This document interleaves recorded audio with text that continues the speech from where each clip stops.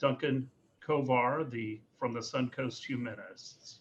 Mr. Kovar, the floor is yours, sir. Thank you, Mr. Mayor. Hi, I'm Duncan Kovar with the board of the Suncoast Humanists. I thank the commission, the city of Clearwater, for giving our chapter the recognition here tonight. For the record, we're still having our meetings, so anyone out there who's still looking for a friend in this time of COVID, you can find us on Google or in Meetup. We're meeting online. Across Florida and the nation, invocations have become a thing of division and anger, while here it is in Clearwater a time for all of us to come together, citizens of faith, of every faith, and now for those of us that have no faith. Humanists have a charming saying. We like to say, be good for goodness sake. Rather than a higher power, let me invoke the goodwill and the good intentions each of us have in our heart.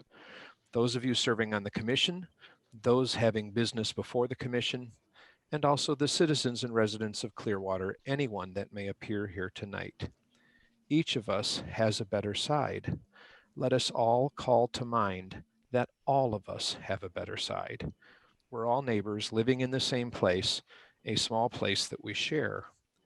Tonight and in the days and months to come, let's reach inside and find that spot of goodness in our own actions and interactions, but mostly in our plans and our intentions and our goals and our motives, that they be considered for the greatest good of our friends and neighbors.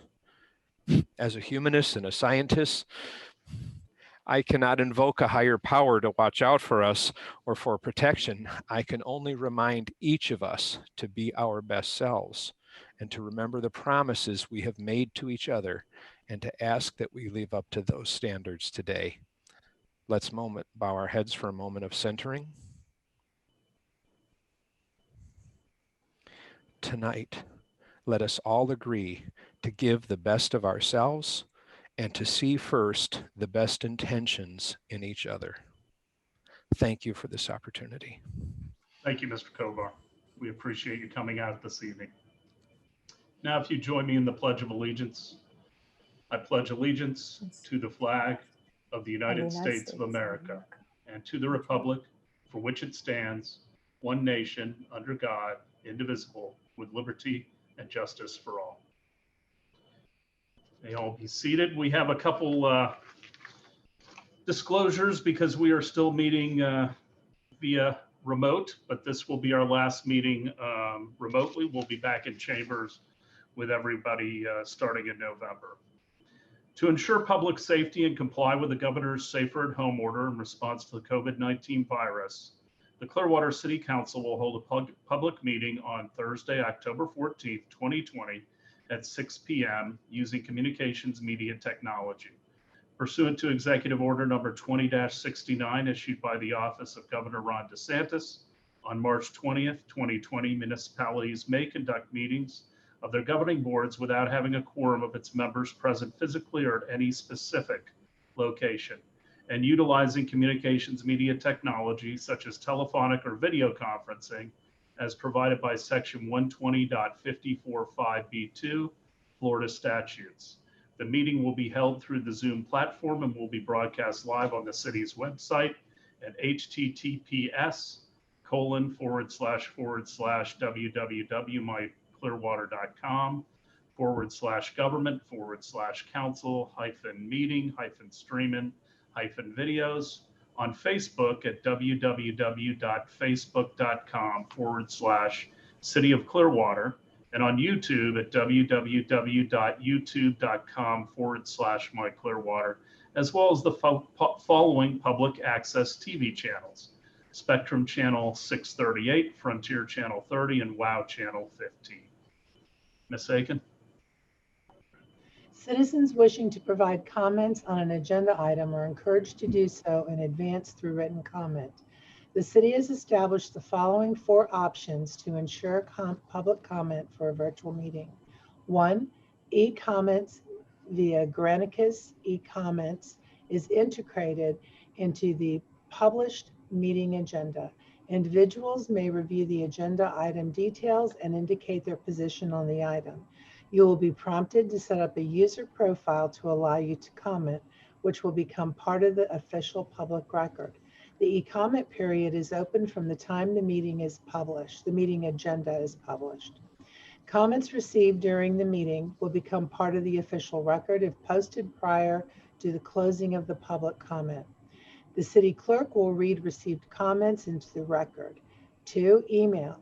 Individuals may submit written comments or videos to clearwatercouncil@myclearwater.com. All comments received by 5 p.m. the day before the meeting, October 13th, will become part of the official record. The city clerk will read received comments into the record. 3, call in. During the meeting, individuals will be able to call in to 562-4646 and be placed on air to speak to an individual item. 4, council chambers. Additionally, like any other council meeting, the public may provide public comment at the main library, council chambers, 100 North Osceola Avenue. Due to COVID-19, all speakers desiring to appear in person will be subject to all applicable emergency measures in place to prevent the further spread of COVID-19. Speakers who appear in person will be subject to screening for symptoms of COVID-19. Any persons exhibiting any symptoms will not be permitted to enter council chambers, but will be able to participate through remote options described above. Individuals with disabilities who need reasonable accommodations to effectively participate in this meeting are asked to contact the city clerk at 727-562-4092 or rosemary.call@myclearwater.com in advance. Thank you, Ms. Aiken. Now we have a couple of proclamations. If I could have Kirk Ray Smith from the RCS come forward. Mr. Smith is President and CEO, and he is here for Domestic Violence Awareness Month.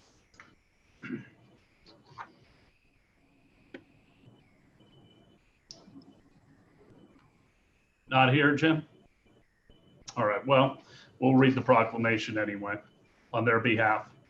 Whereas domestic violence is a pattern of abusive behavior in any relationship that is used by one partner to gain or maintain power and control over their intimate partner, and whereas the problems of domestic abuse are not confined to any one group of people, but affect people across all economic status, race, ethnicity, sexual orientation, culture, and society, and whereas the crime of domestic violence violates an individual's privacy, dignity, security, and humanity due to systematic use of physical, emotional, sexual, or psychological and economic control and or abuse, and whereas the impact of domestic violence is wide-ranging, directly affecting women, children, men, and society as a whole, and whereas RCS Pinellas has provided support, safety, and advocacy to domestic violence survivors and their children throughout Pinellas County for more than 50 years.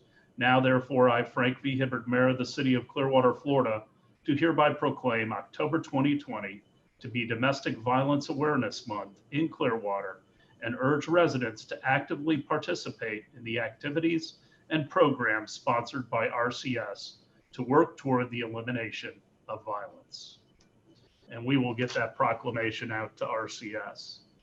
Next, if I could have Michelle Edwards, Terry Jones, Irma Boateng, Matthew Jackson come forward for the Red Ribbon Week proclamation.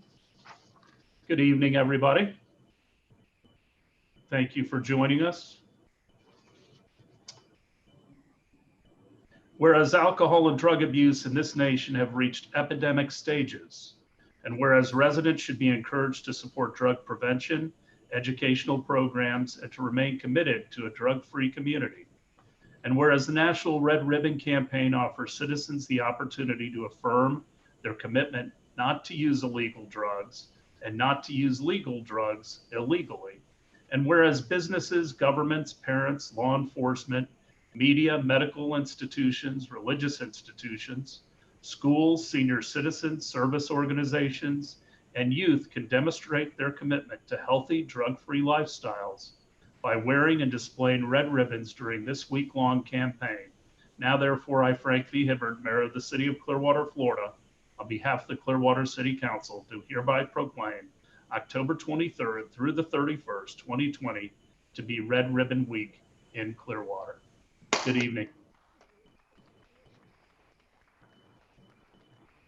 Thank Do you you. have anything to say? Oh. Well, we want to thank you, Mayor, the council, individuals, the community, Clearwater Neighborhood Family Center, the city of Clearwater, recognizing this Red Ribbon Week. It's really special because it's really going to encourage our youth to stay away from drugs, think positive, and we're going to have a great celebration the whole week from from October 23rd to the 31st. And we appreciate you allowing us to be here. It is our pleasure. We want to protect people from the terrible, terrible damage that drugs could do economically, physically, and socially. So God bless you for doing this. Thank you. Thank you. Thank you. Next, I would ask if there are any amendments to the minutes of October 1st, 2020. Move approval of the minutes as submitted. Second. All in favor? Aye. Opposed? Unanimous. At this time, I'd like to open it up to citizens to be heard. If there are any citizens in chambers or on the phone that would like to make a comment on any topic that is not on the agenda, please come forward. We ask you to state your name, and we respectfully ask you to keep your comments to 3 minutes. Good evening, Mayor and council members, and especially the residents of Clearwater. I'd like to share my thoughts this evening about the last item on our November ballot, the referendum on the Landings Corporate Center at the golf course east of Keene. Nearly everyone shares a common desire to enjoy the best possible quality of life.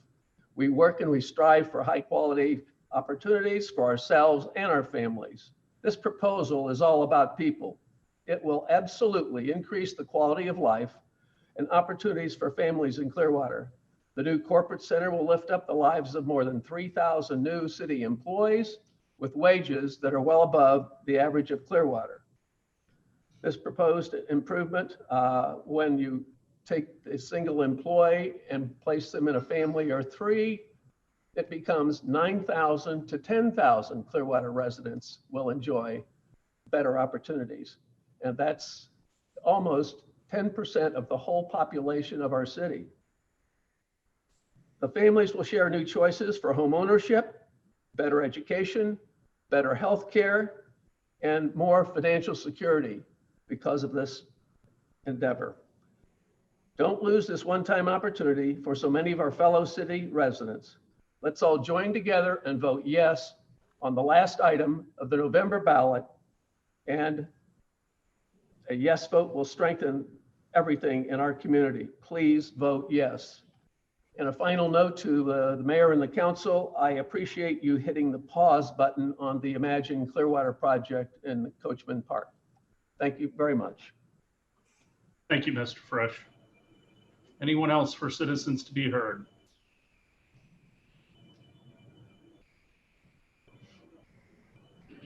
My name is Lisa Lanza. I don't know if there's anyone online that would like to speak in favor of Keep Keene Green. Is there anybody online? Because if not, I'll just speak to that topic. There, as you can see, as you drive around the city, there are many, many signs, many people engaged. They want you to, asking you to vote no on the referendum, the last item on the ballot.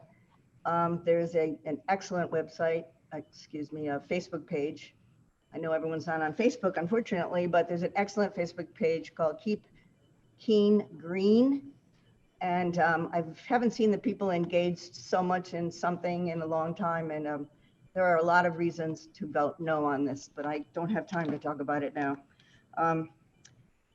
So I wanted to thank the city for the excellent website that they have for the neighborhoods division. I want to refer people to it. It's www.myclearwater.com/government/neighborhood services. I suggest people go to that website, and there's fantastic resources there, including how to form a neighborhood association. You can register your neighborhood. You can put a contact person there. I encourage the Clearwater Neighborhoods Coalition to make sure that everyone on the board, that they will be having their elections coming up in December. And I want to encourage the Clearwater Neighborhood Coalition to elect people who actually have an HOA and are representing an HOA. and not only representing themselves individually. And I also want to, I don't know if I'll have time for this, but I want to congratulate the police department. I was down in Coachman Park when we had the first march from Martin Luther King Center, and there was an elderly gentleman, and he was creating quite a stir.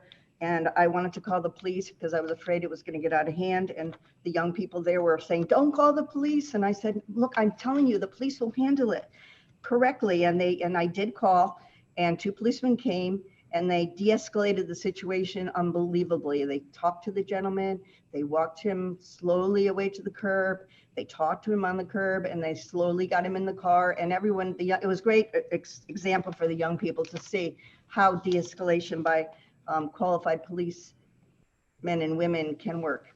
Thank you. Thank you, Ms. Lanza. Anybody else for citizens to be heard? Do we have anyone on the line, Joel? No one? Okay. I have been asked to remove items 7.1, 7.4, and 7.7 by a citizen from the consent agenda. Is there any other items that council would like removed? So do I have a motion to approve 7.2, 7.3, 7.5, and 7.6, and 7.8 through 7.14? Did you make a motion, Hoyt? You're muted. I'm sorry, so moved. Okay, thank you. Second. I've got a motion and a second. All in favor? Aye. Opposed? Unanimous. All right, item 7.1. Thank you, Mayor. Authorize an amendment to the original agreement with HR&A Advisors of New York, in amount not to exceed $35,000 for the development of a multi-parcel request for proposals document, as well as expense related to the review of submitted proposals, and authorize the appropriate officials to execute same. Mr. Bell. Yes, Mayor, Council, Michael Delka, Assistant City Manager. The reason we are here with this this request for you tonight for some additional funds to conclude our HR&A work really goes back to the changes that we made in the spring of this year. We went to a 2-step solicitation process. So we added in the requests for expressions of interest. When we did that, we also expanded the initial scope of services from 1 site to all 3 sites on the Bluff properties, whereas originally we had focused on the Harbor View. We added the other 2 sites in that. We enhanced our marketing context. At the time, we updated our economic analysis of numbers. Some of that was in the original scope, but again, we took that and applied it to the 3 properties, the 3 Bluff properties, as well as the RFEI component of the process that we added. We also increased our efforts with regard to direct developer outreach. And that was something that we did not originally envision in the scope. So I think all of those changes that we made at the time have been beneficial to us. But based on the results of that work in the spring with the RFEI, the expansion of the 1 to all 3 properties of the Bluff, we need the additional funds to do the final drafting of the request for proposals, and that's what we have before you tonight. There are also a few dollars in there to allow us to avail ourselves of the services of HR&A for an analysis of any proposals that we get back. And I would conclude by telling you that this next effort for the RFP, or request for proposals, will continue to try to encourage that more direct developer outreach component that we did in the RFEI process. And I suspect it will even be, in fact, I know for a fact that we have some additional firms that have expressed interest in our project subsequent to the RFEI process earlier this year. And so we'll be engaging even larger group with direct contact on the proposal. So with that, I'll try to answer any questions that you may have. Any questions for Mr. Dahlk?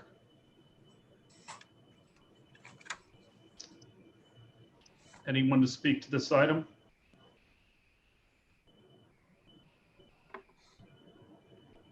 For the public, can you please describe the 3 parcels you're talking about? And just tell me, is this correct? It's the parcel on the corner southwest. It's the corner? Harborview site, it's the City Hall site, and it is the old CMA parcel.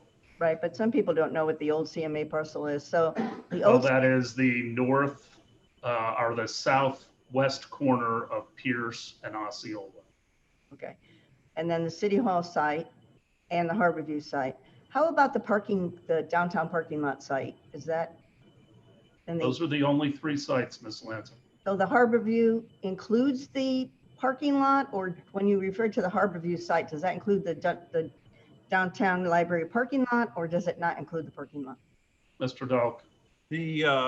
There's a small portion of the old parking lot that is included in the Harborview site, not in its entirety, however. Because if you do look at the design, it looks like there's a big space there, and over from all the many public meetings, there were discussions about putting a boutique hotel in that location. And then there was some discussion about putting a garage on that location. That's about They're open. That area is suitable for mixed use. It could include a public-private partnership for some parking. Those things are, I would say those things are true. okay. That's the whole purpose of the RFP, is to get back different concepts, pick the best one and take it to referendum. I just want to make sure that people, because when I talk to people, they are very confused on which parcels will go to referendum. Those are the 3 parcels that will go to referendum, and part of those 3 is part of the parking lot, the downtown Clearwater parking lot. Yes. Thank you. Any other questions or comments? Do I have a motion? Councilmember Hamilton. Question, You just muted yourself. I'm sorry, technically for the city attorney, the CMA property does not need to go to referendum because it is not zoned open space recreation, correct? That's not why the others are going to Okay. referendum, but you are correct. The property, the CMA property on Pierce and Osceola, on that southwest corner, does not require a referendum to sell, lease, or otherwise convey. Thank you. Do I have a motion? Motion to approve agenda item 7.1. Second. All in favor? Aye. Opposed? Unanimous. 7.4. Approve settlement of workers' compensation claim 190,00138 for a payment of $325,000 inclusive of attorney fees and costs for Scott Fowler with a general release of all claims and authorize the appropriate officials to execute same. Do we have Mr. Osorio or Mr. Ravens.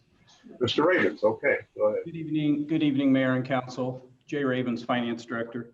This is a request to approve a workers' comp settlement in the amount of $325,000 as recommended by the city's Claims Committee and Legal Counsel.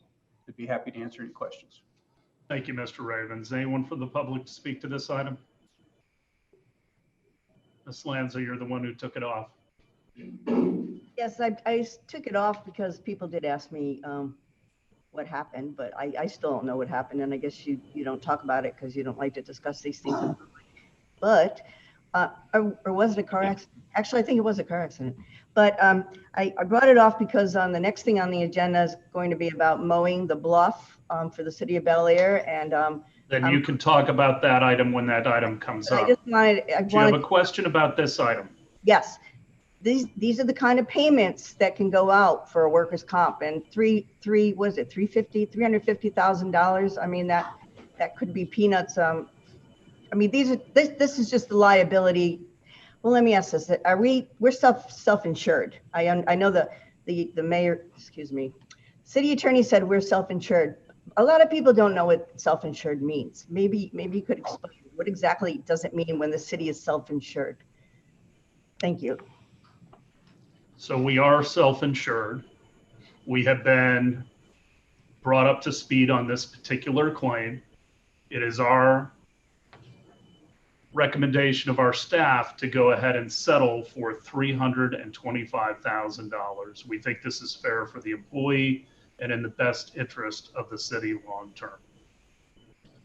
And being self-insured means you don't insure everything. It means we build up reserves and we take on the liabilities ourselves. So for instance, if you owned your home and did not have a mortgage on it, you could self-insure and not buy homeowners insurance.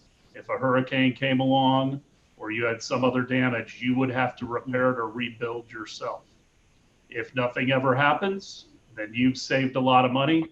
But if something catastrophic does, then it's an issue. We do have levels of insurance above this that would kick in at higher levels that we would consider to be catastrophic. The city, because of its size, has what I would call much higher deductibles than an individual would have. Councilmember Hamilton?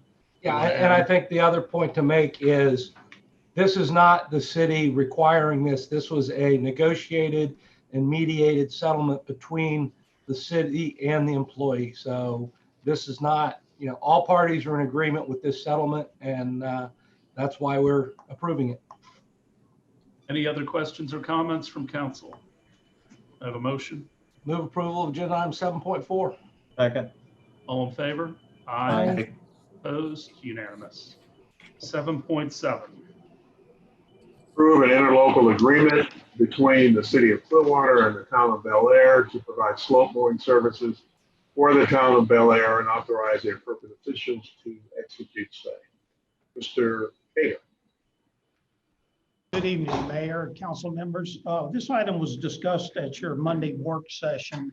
However, I would like to make a few comments. Interlocal agreements are established for many different reasons and by many different departments within the city of Clearwater. The Parks and Recreation Department has many of those interlocal agreements. For example, we have an agreement with the Safety Harbor to allow their children to come and to play soccer and football on city fields. We have agreements with our special events where we have runs that go through various cities that surround us, one of which is the town of Bel Air. We have all kinds of interlocal agreements with FDOT to maintain Memorial Causeway, the Courtney Campbell Causeway, the Missouri Avenue, Gulf to Bay. We have an agreement also with Pinellas County to maintain their median, which is on Drew Street, and so forth. We also do things like we have a mobile stage that from time to time other cities need that for their purposes. And we basically loan it or rent it or interlocal agreement to work with other cities. And I'm certain that probably Bel Air could get an interlocal agreement with perhaps the county because they have slope mowers, or the state, they have slope mowers. But they decided to come to the city of Clearwater, which is kind of a sister city nearby. This agreement certainly benefits Bel Air, but I also think it benefits the city of Clearwater. I think, number one, it strengthens and keeps our good relationship that we have with a sister town, a sister city of ours. And secondly, it allows us to negotiate agreements with them so that we can be successful, such as Rock and Roll Marathon would not be able to be successful at all unless we had the cooperation of other cities and municipalities around us. So with that, I'm available to answer any questions you might have. Any questions from the council for Mr. Cater? Anyone from the public to speak to this item? Hi, Lisa Lanza. I was really concerned when I heard this. I went ahead and I went to the city of Bel Air and I did some research and did a public record request, which I shared with all of you. And in one of the minutes, it does say that a member of the community asked the city of Bel Air if the bluff was stable, if there were any stability issues with the bluff. I don't know in what context. Possibly they were talking about mowing it. And that citizen's question was not responded to. We're not only putting a city employee at risk, but we're also putting a very expensive piece of equipment at risk. It just didn't sound like a good trade-off for me. I mean, now I just hear we're going to have this rock and roll event. I mean, from what I can tell, that's a Bel Air, City of Bel Air event, that rock and roll event. But I would, if I was sitting on council, I would recommend that the county take on this project rather than the city. I think it's a big risk. We just saw we paid off, paid an employee $320,000, an employee rolling down that bluff, or the bluff not being stabilized, or the piece of equipment not working adequately, and there's some kind of negligence involved. That's you're talking about a lot more than $350,000 possible liability for the taxpayers of Clearwater. So I tend to like, I'm into prevention, big time in my life. You can ask my daughter. Thank you. Vice Mayor. Well, I don't know if Ms. Alonso saw the picture, but the machine does not go on the bluff. The machine stays in the road, has a giant arm, like, that goes out and mows the bluff. I mean, you see these on the interstates all the time. Nothing's going to be going down the bluff and falling into the water. It's, the machine stays on the street and just overhangs the bluff, takes care of stuff. I've talked to our staff about this, and I had some questions, but Ms. Lanza, your time's up. I just want to say I didn't know that. Thank you for that extra information. After talking to them, they've done an inventory of the entire bluff and the safety of doing this, and they have experience doing it. So I am not uncomfortable anymore. But I did have some discomfort on Monday, and we asked several questions along those lines. But since then, I think it is good to continue to cooperate with each other. And the Rock and Roll Marathon, Mr. Cater, is really a Clearwater event that happens to run through Bel Air, is it not? That is correct. And it was postponed until next year because of COVID.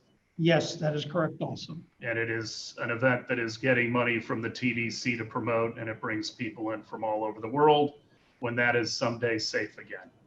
Yes. Okay. Any other questions, comments? I have a motion. Councilmember Beckman. Yeah, I just wanted to follow up. Ms. Lanza had sent an email. This is just a tangent to this agenda item. She had sent an email asking too about recycling collection with the city of Clearwater picking up some of Bel Air's recycling. And I confirmed that, yes, we do that. It's $8,000 a month. We have an interlocal agreement. So I just wanted to clarify that with her here versus an email. Move approval of agenda item 7.7. Second. All in favor? Aye. Opposed? Unanimous. 8.1. Approve the second substantial amendment to the City of Clearwater's 2019-2020 Annual Action Plan to reallocate existing funding and to budget for additional funding provided by the United States Department of Housing and Urban Development to address needs resulting from the COVID-19 emergency. Mr. Lane. Mr. Lane, you're muted. There you go. Got it? Chuck. Okay. Thank you, Chuck Lane, Economic Development and Housing Department. The City of Clearwater will be receiving an additional $858,968 of community development block grant funding to address impacts caused by COVID-19. HUD requires us to amend our annual action plan in order to budget and ultimately utilize these funds. This is our second allocation of CDBG COVID funds. Earlier this year, Council approved our first amendment to accept the first allocation, which was $492,592.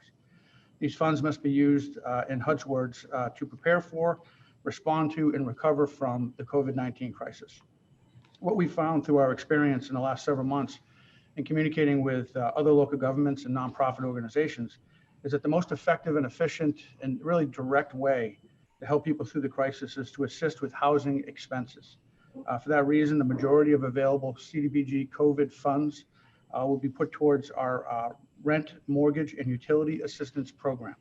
We're also budgeting $154,000 to help nonprofits that can deliver public services to help people through the crisis. We're also able to use 20% of the funds for administration. The amendment also cleans up a couple of things from the first amendment. We're reprogramming unused funds from the first allocation to the rent, mortgage, and utility assistance program. We also budgeted $300,000 in home funds under the First Amendment to an emergency rent program. With the additional allocations we've received to address COVID-19, we feel the rent, mortgage, and utility assistance program is adequately funded. So this amendment reprograms these home funds back to housing projects where they were originally budgeted. So residents in need of help are encouraged to apply. They can do so by going online to myclearwater.com/RMU assistance. There'll be a link to an online application system. The webpage also contains contact information for housing staff should anyone have any questions or problems with the online application. Our application will go live on Monday, the 19th at 9 a.m. I'll take questions, please. Any questions for Mr. Lane? Anyone from the public to speak to this item? Move approval of agenda. Oh, I just asked to take that off the agenda so people could hear about how to apply for the money and the website information. And it's a wonderful program, and thank you. This one wasn't taken off. It couldn't be, but I have a motion. Do I have a second? Second. All in favor? Aye. Aye. Opposed? Unanimous.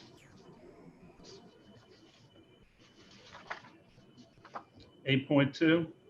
Approve the annexation's initial future land use map designation of residential low RL and initial zoning atlas designation of low medium density residential LMDR district for 1468 Carolyn Lane and 1824 West Drive, and pass ordinances 9399-20, 9400-20, 9401-20 on first reading. Good evening, Gina Clayton, Planning and Development Department. The owners of these two single-family properties are requesting to annex in order to receive sanitary sewer and solid waste service. Both of these properties are contiguous to city boundaries and therefore eligible for annexation. The properties will be designated residential low on the future land use map in zone low medium density residential. Staff is recommending approval as the annexations will not create any adverse impacts on city services, and they are consistent with the comprehensive plan and code. Any questions for Ms. Clayton? Anyone from the public to speak to item 8.2? Seeing none, do I have a motion? move approval of agenda item 8.2. Second. All in favor? Aye. Aye. Opposed? Unanimous. Ms. Aiken? Ordinance number 9399-20, an ordinance of the City of Clearwater, Florida, annexing certain real properties located on the north side of Carolyn Lane, approximately 330 feet west of North Highland Avenue, and located on the west side of West Drive, approximately 410 feet north of Greenlee Drive, whose post office addresses are 1468 Carolyn Lane and 1824 West Drive, all in Clearwater, Florida 33755, into the corporate limits of the city and redefining the boundary lines of the city to include said addition, providing an effective date. I move that we pass ordinance 9399-20 on first reading. Second. Anyone from the public to speak to the ordinance? Seeing none, all in favor? Aye. Aye. Opposed? Unanimous. Ms. Aiken? Ordinance number 9400-20, an ordinance of the City of Clearwater, Florida, amending the future land use element of the comprehensive plan of the city to designate the land use for certain real properties located on the north side of Carolyn Lane, approximately 330 feet west of North Highland Avenue, and located on the west side of West Drive, approximately 410 feet north of Greenlee Drive, whose post office addresses are 1468 Carolyn Lane and 1824 West Drive, all in Clearwater, Florida 33755, upon annexation into the City of Clearwater as residential low RL, providing an effective date. I move that we pass ordinance 9400-20 on first reading. Second. Anyone to speak to this ordinance? I have a motion, a second. All in favor? Aye. Opposed? Unanimous. Ms. Sake. Ordinance number 9401-20, an ordinance of the City of Clearwater, Florida, amending the zoning outlets of the city by zoning certain real properties located in the north side of Carolyn Lane, approximately 330 feet west of North Highland Avenue, and located on the west side of West Drive, approximately 410 feet north of Greenlee Drive, whose post office addresses are 1468 Carolyn Lane and 1824 West Drive, all in Clearwater, Florida 33755, upon annexation into the City of Clearwater as low medium density residential, LMDR, providing an effective date. I move that we pass ordinance 9401-20 on first reading. 94. Oh, second. Anyone from the public to speak to the ordinance? All in favor? Aye. Aye. Opposed? Unanimous. 8.3. Approve the annexation initial future land use map designation of residential urban RU and initial zoning atlas designation of low medium density residential LMDR district for 3142 San Bernardino Street, and pass ordinances 9402-20, 9403-20, and 9404-20 on first reading. Ms. Clayton again. This annexation petition is for another single-family home that's located on the northwest corner of San Bernardino and Madera Streets. The owners are seeking annexation in order to obtain sanitary sewer and solid waste service. This property is contiguous to the city on 3 sides, so it is eligible.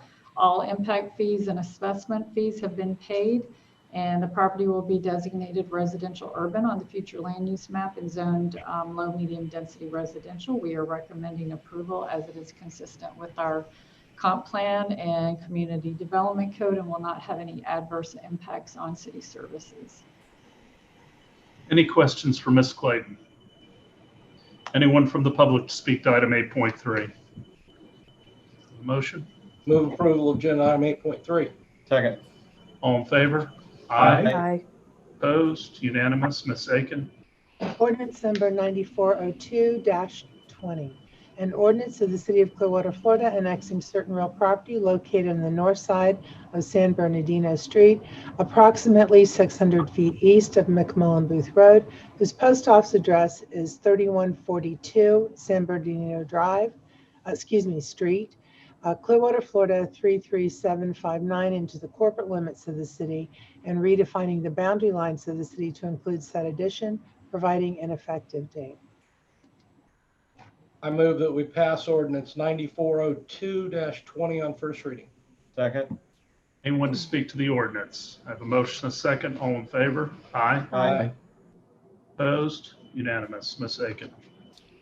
Ordinance number 9403-20, and ordinance of the City of Clearwater, Florida, amending the future land use element of the comprehensive plan of the city to designate the land use for certain real property located on the north side of San Bernardino Street, approximately 600 feet east of McMullen Booth Road, whose post office address is 3142 San Bernardino Street, Clearwater, Florida 33759, upon annexation into the City of Clearwater as residential urban RU, providing an effective date.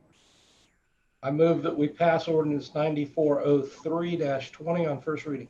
Second. Anyone from the public to speak to the ordinance? I have a motion, a second. All in favor? Aye. Aye. Opposed? Unanimous. Ordinance number 9404-20, an ordinance of the City of Clearwater, Florida, amending the zoning outlets of the city by zoning certain real property located on the north side of San Bernardino Street, approximately 600 feet east of McMullen Booth Road, whose post office address is 3142 San Bernardino Street, Clearwater, Florida 33759, upon annexation into the City of Clearwater as low medium density residential, LMDR, providing an effective date. I move that we pass ordinance 9404-20 on first reading. Second. Anyone from the public to speak to this ordinance? Ms. Alonso, I just wanted, a lot of people ask, what does this mean annexing? Our city is growing substantially because every meeting I come to, we're annexing more property. And the concern is as our city grows with these annexations, are we increasing staff, code enforcement, policemen? Is that all included in the plan? Staff to cover all this new property that we're annexing? That's a rhetorical question. Thank you. We do have the staff. This is getting, most of these homes are surrounded by other Clearwater residents. Most of them are on septic tanks. They want to get off those septic tanks. That's something that's very good for our environment. We want them to hook into our sanitary sewer, and it makes our city more efficient when every house on the street is being serviced with water, sewer, solid waste, rather than stopping at 2 houses, skipping 2 for our solid waste trucks. This makes us actually more efficient without great increases in cost. Would you agree with that, Mr. Horn, or is there something I missed? No, Mayor, I think you're right on point. And for the benefit of Ms. Lanza, it's important to remember that as a matter of municipal practice, you always evaluate your ability to support any annexation. And that is what we have been doing ever since I've been here. And I suspect the city has been doing it for at least 4, 5, 6, 7, 8 decades. I mean, this is standard practice. Thank you, Mayor. Mr. Delk, you had something to add? Well, yes, Mayor. I just wanted to also add to what Bill says that by interlocal agreement with Pinellas County, we are a primary urban service provider for all of these areas. This is our service area. Okay. Did I get a motion? It's been so long, I've lost track. Yes, I made the motion. Okay. I have a motion and a second. All those in favor? Aye. Aye. Opposed? Unanimous. All right. Item 9.1. This is second reading ordinance.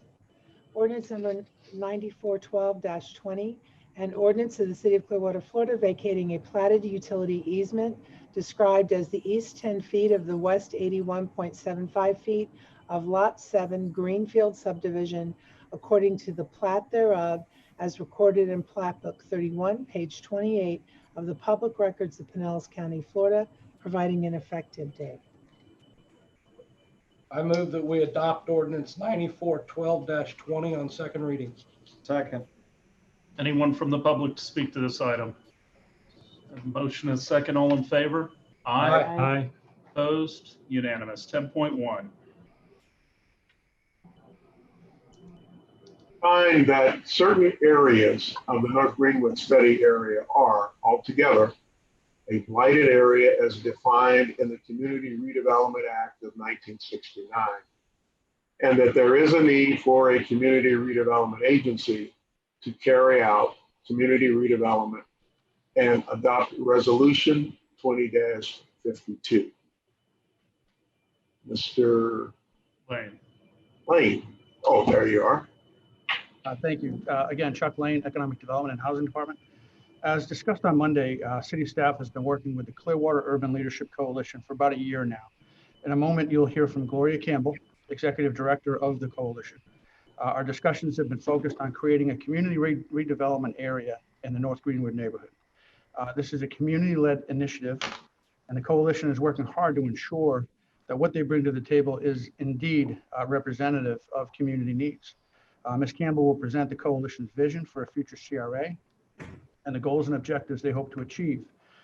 Discussions between the coalition and staff have been productive, and I think we share the same vision for how a CRA can create socio-economic improvements in the North Greenwood community. The staff recommendation for this item is to adopt resolution 20-52, which will be the first step in creating a CRA. Just to be clear, this is a new CRA. It is not an expansion of the existing CRA in our downtown neighborhood. This resolution achieves several things. I went over them on Monday. I'll touch on them again tonight. By adopting this resolution, you're making a finding that the proposed North Greenwood redevelopment area is blighted and that the CRA is necessary to improve economic and socioeconomic conditions.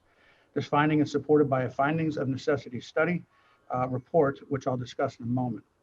By adopting this resolution, you're requesting that the Pinellas County Board of County Commissioners delegate to the city redevelopment powers enumerated in the Community Redevelopment Act of 1969.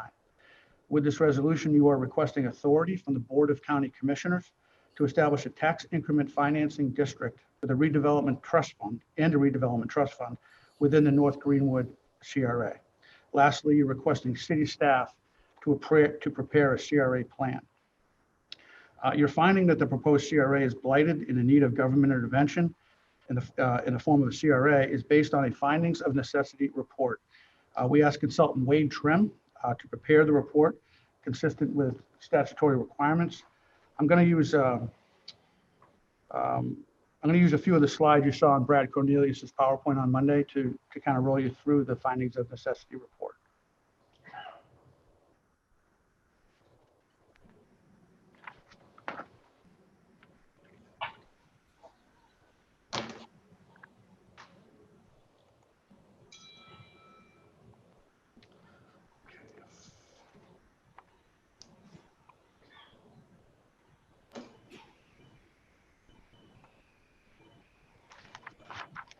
Okay, sorry about that.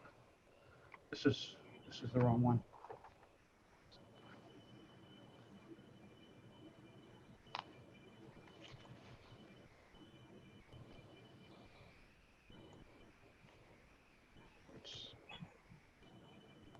No, it's the other one.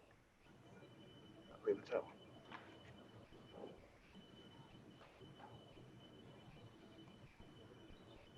What?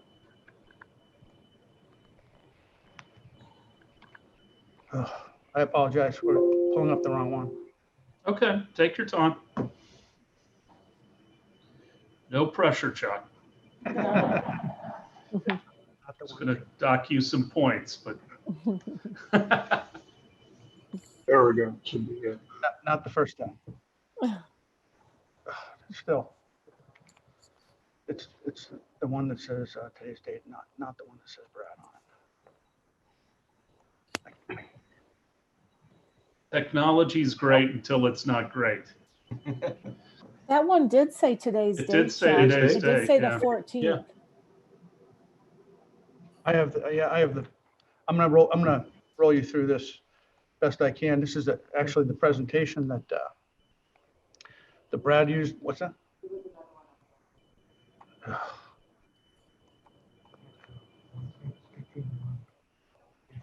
More points, Mayor. I'm sorry. At the bottom. At the bottom. Yes, please.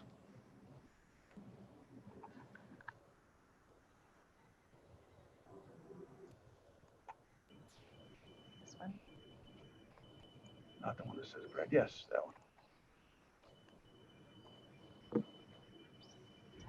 Yeah. All right, terrific.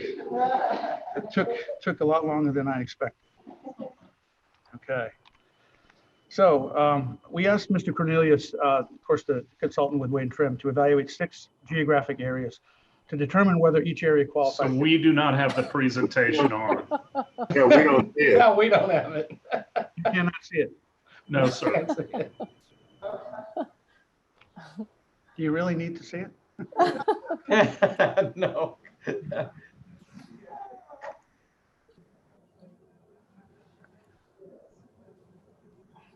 Your screen sharing is paused. Does someone need to give us permission to share the screen? You have screen sharing.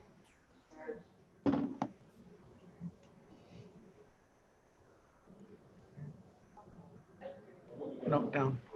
Is it this one? Hold it over so I can see it. No, no, that one. Okay.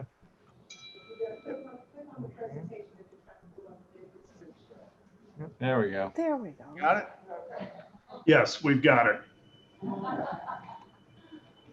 Fantastic. I think I heard a round of applause from behind me.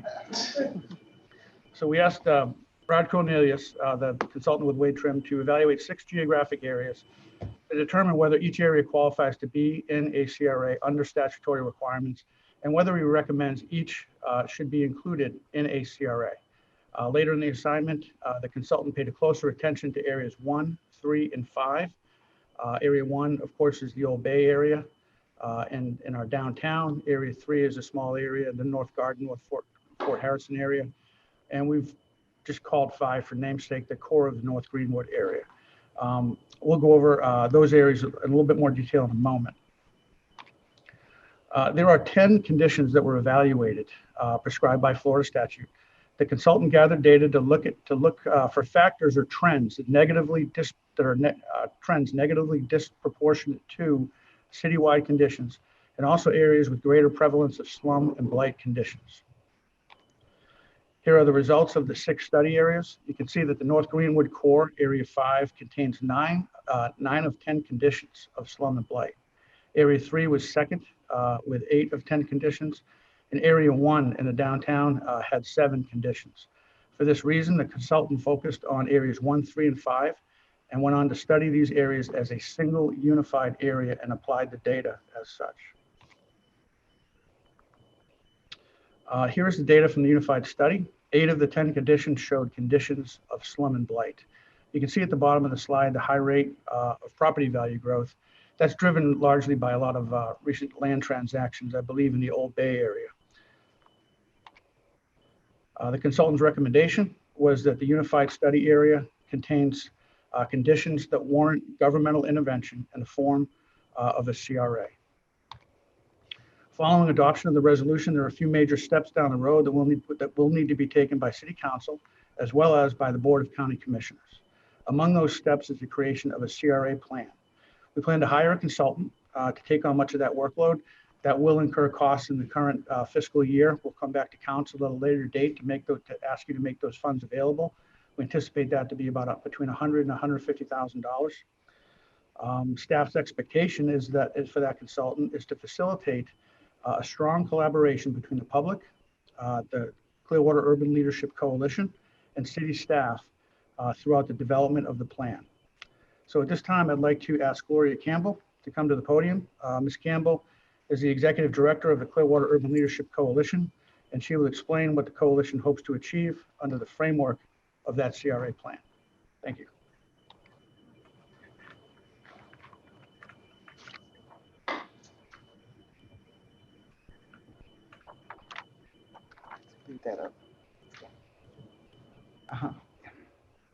Good evening.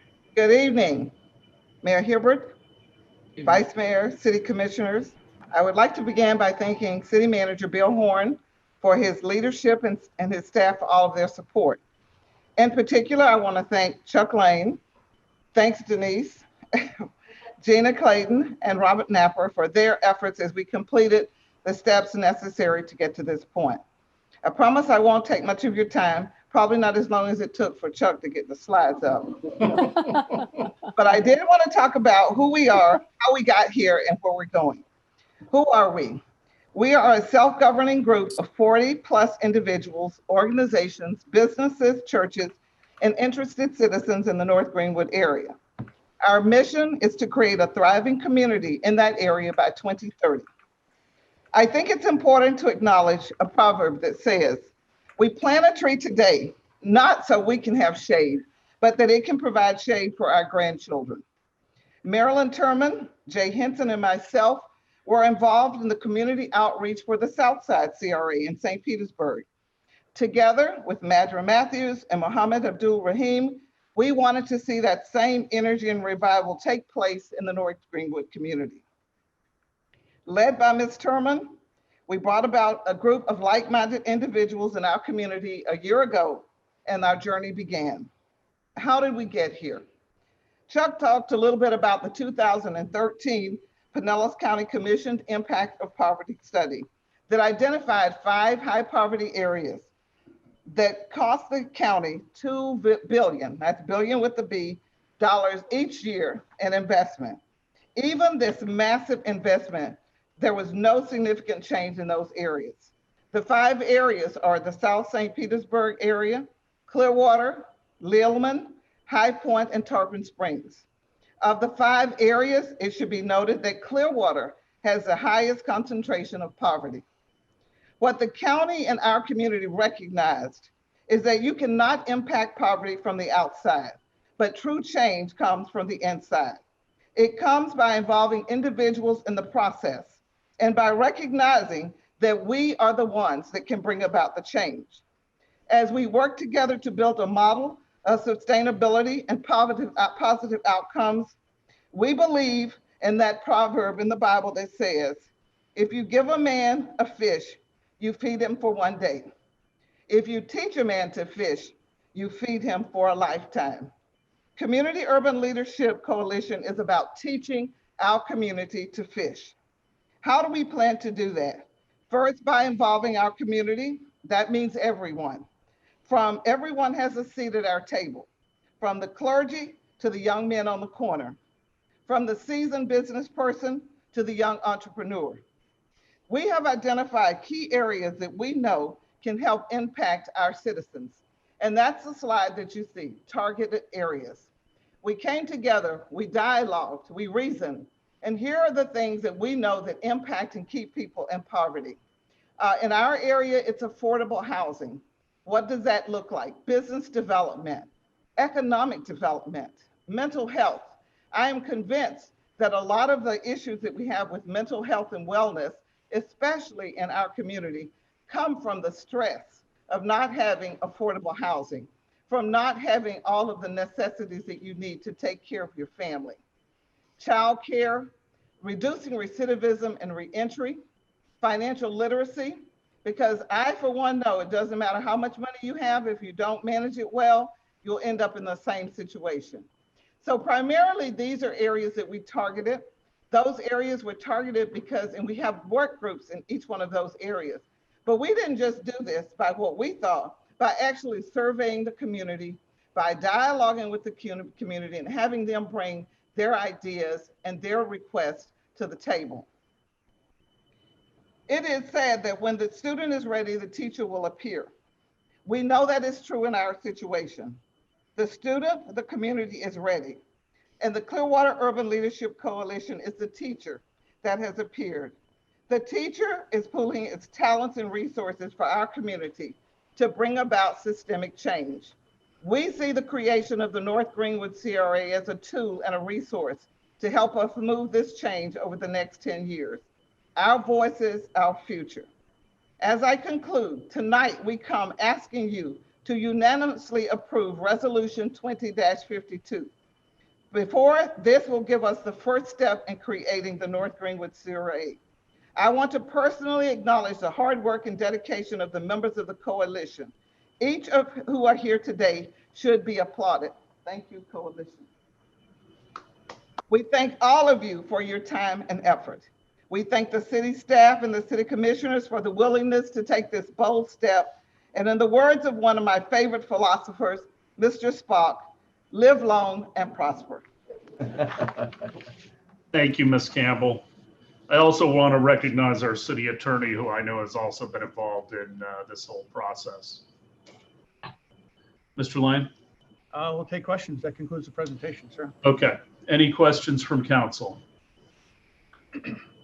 I'm in full support of this. I just want everyone to understand this is kind of the first step on a journey, that we hopefully will get to the end of that journey and have a prosperous CRA. But I just want the community to know this is really the first step. There's been a lot of groundwork laid, but there are other things that we have to do to make this come to fruition. And, you know, I think it can be a really wonderful thing for the North Greenwood neighborhood and for the entire city for that matter, because it can make it reduce poverty, increase education. That can be a tremendous catalyst for the rest of the city. Councilmember Beckman, did I see your hand? Yeah, you did. I just wanted to say thank you to the city staff and members of the Clearwater Urban Leadership Coalition for working together to bring this important step, bring this to us, and the important step in gaining approval for the CRA. I know how hard that Clearwater Urban Leadership Coalition worked, how many focused meetings they had, how dedicated they've been. And I am so excited to see this determination and dedication And I'm thrilled to be able to champion this and vote for it. And I'm ready to join in, especially on the education component. I'll be the first to volunteer to work with that and make strides in fighting poverty and reducing the effects of poverty in our community. So thank you very, very much for working for over a year on this. Other questions or comments? Councilmember Hamilton? I didn't know if we were going to do, if anybody from the audience wanted. I was going to open that up. I was really looking for questions, but. Yeah, I don't have any questions. I have a comment. I'll save it until after other people talk. Okay. Is any other questions from council members before I open it to the public? Is there anyone from the public that would like to speak to this item? I believe so.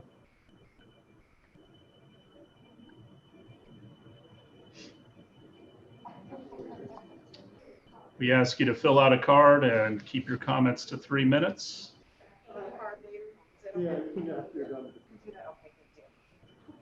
All right. Well, I didn't plan on speaking because Ms. Gloria spoke very well. She spoke with clarity, conviction. I love you, Ms. Gloria Campbell. You are the best. You are the best. You know, there are 3 people in this society. There are people that sit back and watch things happen. There are people that make things happen. And then there are people that don't know what the heck happened.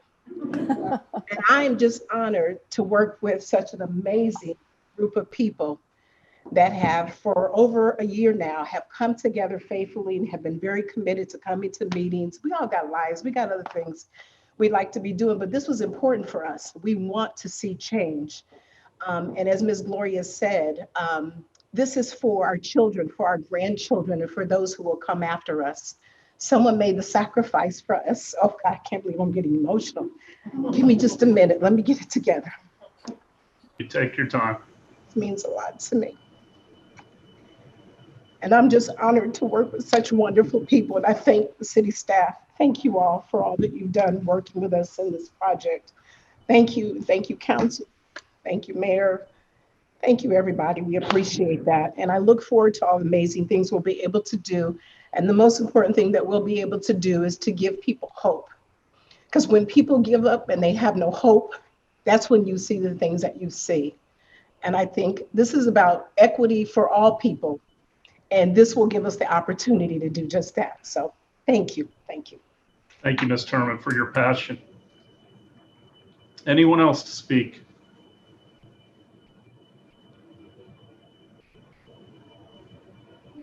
Okay. Mr. Councilmember Hamilton. Yeah, the only thing I can say is, you know, the first time I got elected in 2001, the North Greenwood area was at that time something that everybody wanted to help revitalize.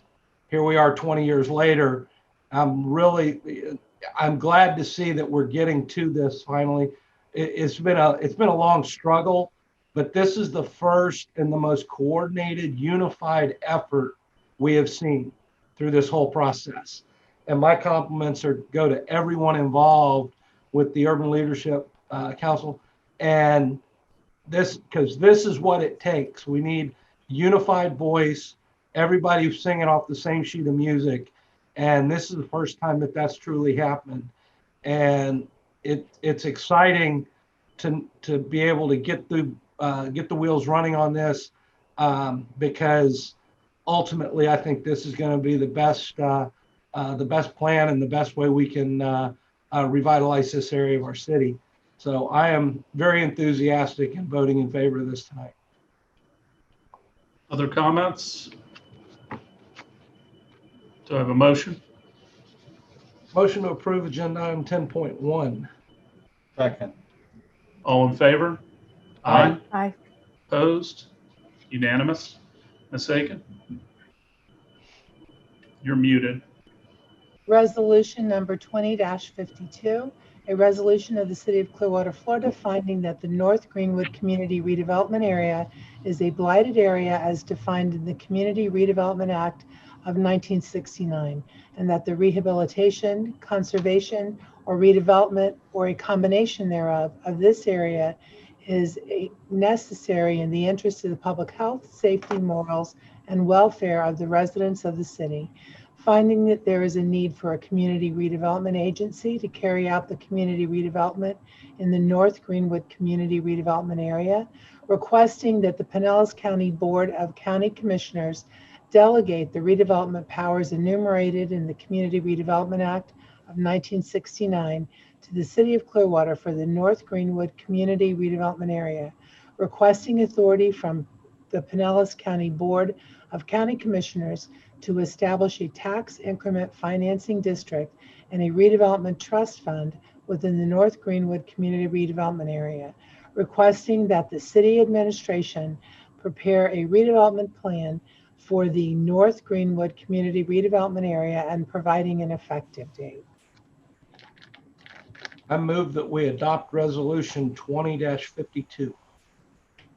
Second. All in favor? Aye. Aye. Opposed? Unanimous.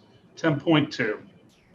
Amend the Clearwater Code of Ordinances, section 33.055, relating to the mooring, beaching, and placement of vessels, and pass ordinance number 9413-20 on first reading. Mr. Chesney?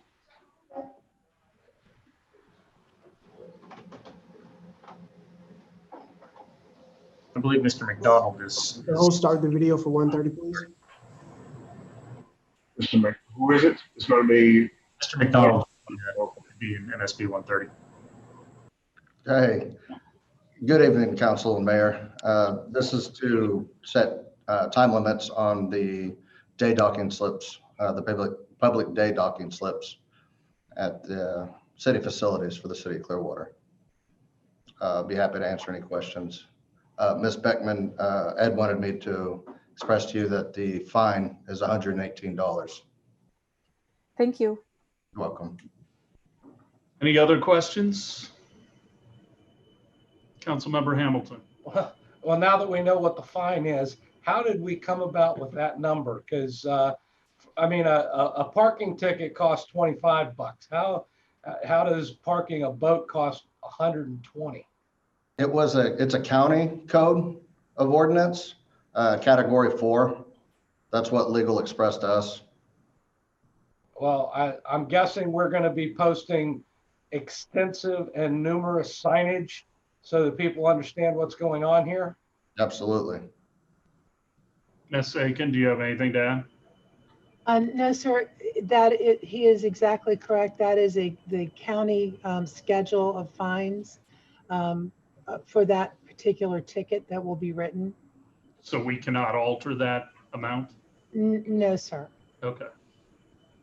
Okay. Councilmember Beckman?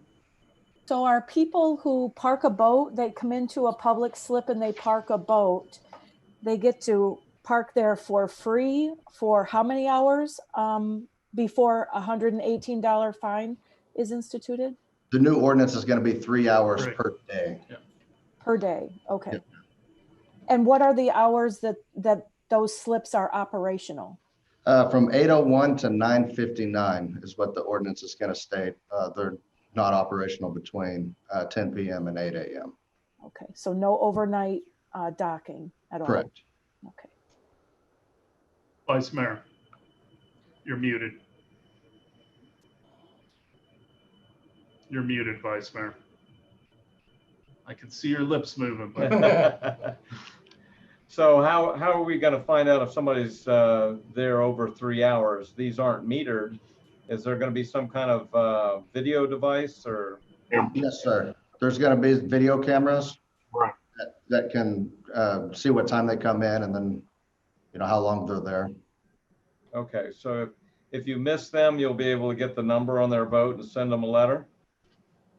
That's probably something that we haven't really discussed, the operations of it, of how we're going to monitor that. But, that's something that could be done. Okay.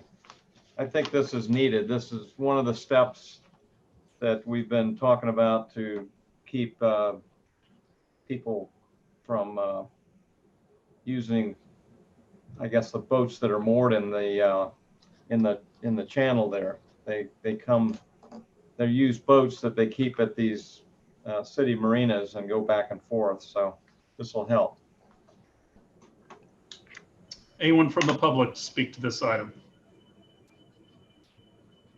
Councilmember Beckman, you had something else? Yeah, I just was thinking, if somebody runs over 3 hours and they're there for 3.5 hours, they get a $118 fine.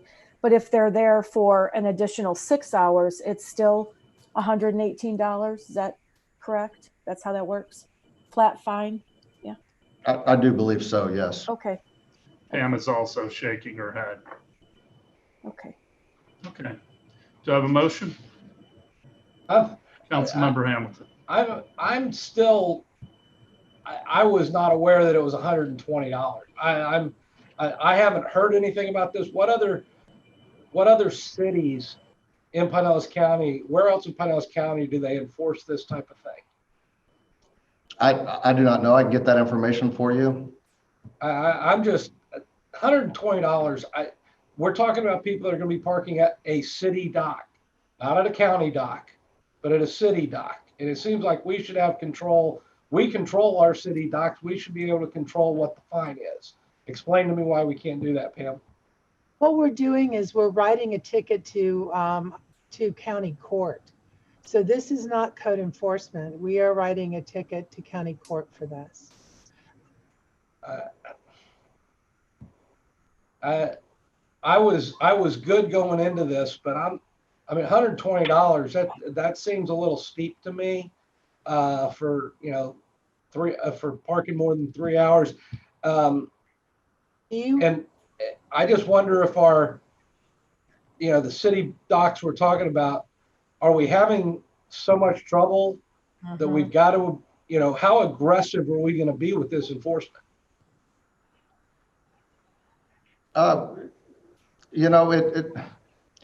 It's like anything going into it. You're going to have some people that, hopefully you can issue some warnings and let people know. And it's not going to be one of those things to where, you're hammering everybody with these large tickets.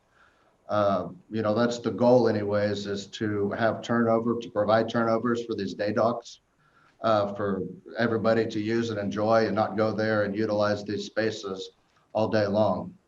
That's the goal that we're looking for. So I don't know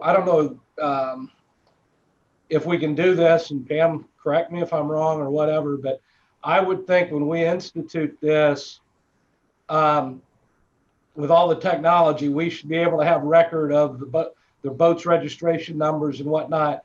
I would say the first time we notice a boat doing this, it should definitely be a warning so that they're aware of it. Since this is something brand new that we've never done before, we should be able to issue a warning. And then if there's a second time, obviously we've got the technology to know if we've issued this boat registration number a warning previously, then you issue a ticket there. But we definitely need to give people warnings before we give them $120. Thank you very, very much. And we also have to be consistent in how we administer this. Mr. Horn? Well, Councilmember Hamilton, I think on Monday we talked about having appropriate signage so that when you bring your boat up to dock it, you'll see that that signage. We can certainly make it large enough in life so that you don't have any question about knowing what the consequences is of not adhering. One of the challenges that we're having is enforcement, is getting people to follow rules. And it seems like to me on Monday, I think the argument was made that, it's just getting worse. And so where do we draw a line? Unfortunately, in this particular case, or fortunately, it's regulated by the county. So if we don't enforce it, and if we focus on giving warnings, I guess my question is, if we give a warning, we certainly would only want to do that once if we did. Yeah. Oh, I don't disagree with that. But again, you put up a bunch of signs and then people complain about how many signs they have to look at and deal with. But I think we need to make it also very clear on the signage, and I don't have a problem doing this. Make sure people understand that the $120 ticket is the county, not the city. No, It's the county setting that. It's the county setting that rate, not us. I want to be clear on that. It's our ticket. They have the rate schedule, the fee schedule, but it's still us writing the ticket and us deciding to make it a ticketable offense.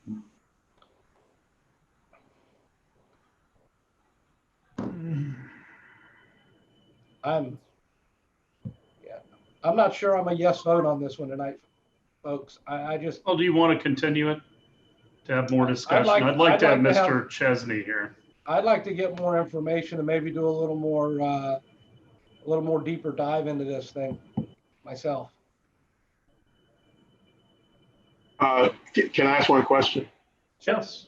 Yeah. So, Councilmember Hamilton, what's your real concern? What is it? Is it the amount, or what? I mean, yeah, I mean, the $120 is an eye opener to me. 119 or whatever. You know, that's an eye opener to me. I mean, a car parking ticket's $25, and there's court costs and court everything involved with that. How come a boat is five times the amount? It just doesn't. It doesn't make a lot of sense to me. I mean, I don't have a problem giving people tickets for being moored at our public docks longer than they need to be or should be, so that we can get turnover and have more people be able to utilize our docks. But the balance, you know, five times the amount of a parking ticket. If we don't control the schedule, and we don't have the authority to change it, then what you're suggesting is that we will go to the county and ask them to change the schedule. I mean, no, well, it seems to me that what he may be suggesting is that we find another enforcement method.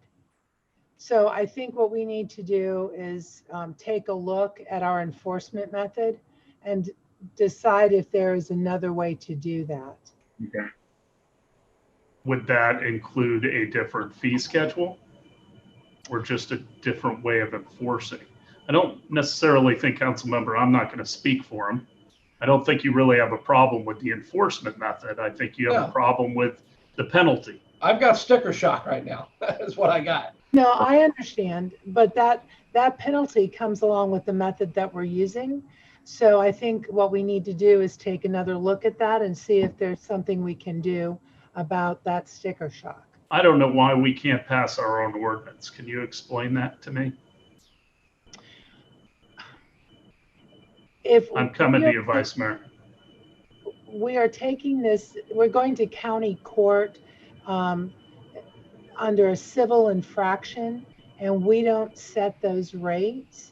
If you want us to take a look at a different way of doing that, we can determine whether or not we can do that. Okay. Vice Mayor? So I'm reading the ordinance.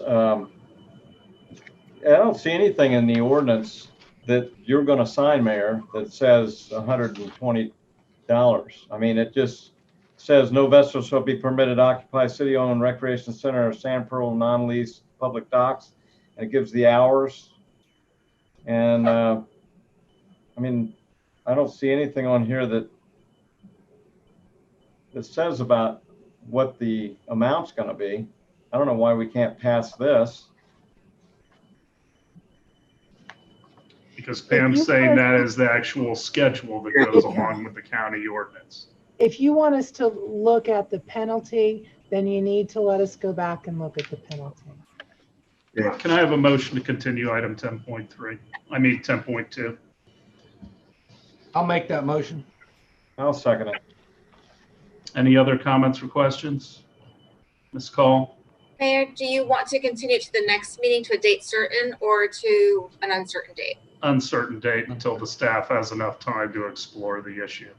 The next meeting should be fine, Mayor. The world is not going to end if we don't institute this in the next 2 weeks. And we're getting out of the heaviest boating time of the year, getting into a less active boating time anyway. So If you can come back with a different approach by the next meeting, but I'd rather than make it uncertain. Unless you really feel like you can come back, Pam. Yeah, I think we should be able to. Okay. Well, then the next meeting. Vice Mayor, you had something else? Well, I was going to say I think this was something the city brought forward. I've been talking to Ed Chesney for a while on this, and the docks over there, it's not really for the general public. I mean, I see people coming in, they'll go walk across the street to the restaurant and come back out, but there's a certain group of people that use those as their home docks, and they keep boats overnight.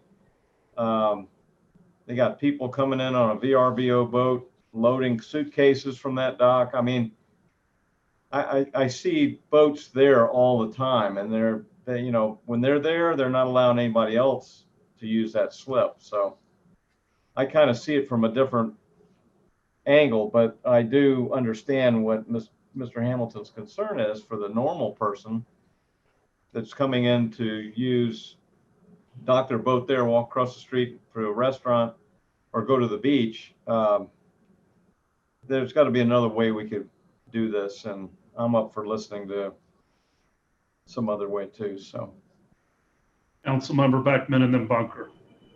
I was going to say too that I think, you know, when we have another meeting about this, information about how many boat slips we actually have would be relevant, because to make a comparison with a car parking ticket, you know, if somebody overparks and they have a $20 or $25 fine, that's one thing for a car fine. But, you know, for a boat, if somebody's going to pay a $25 or $50 fine to park there for 10 or 12 hours, that's nothing. I mean, maybe they just figure I'd pay $50 and park my boat there all day.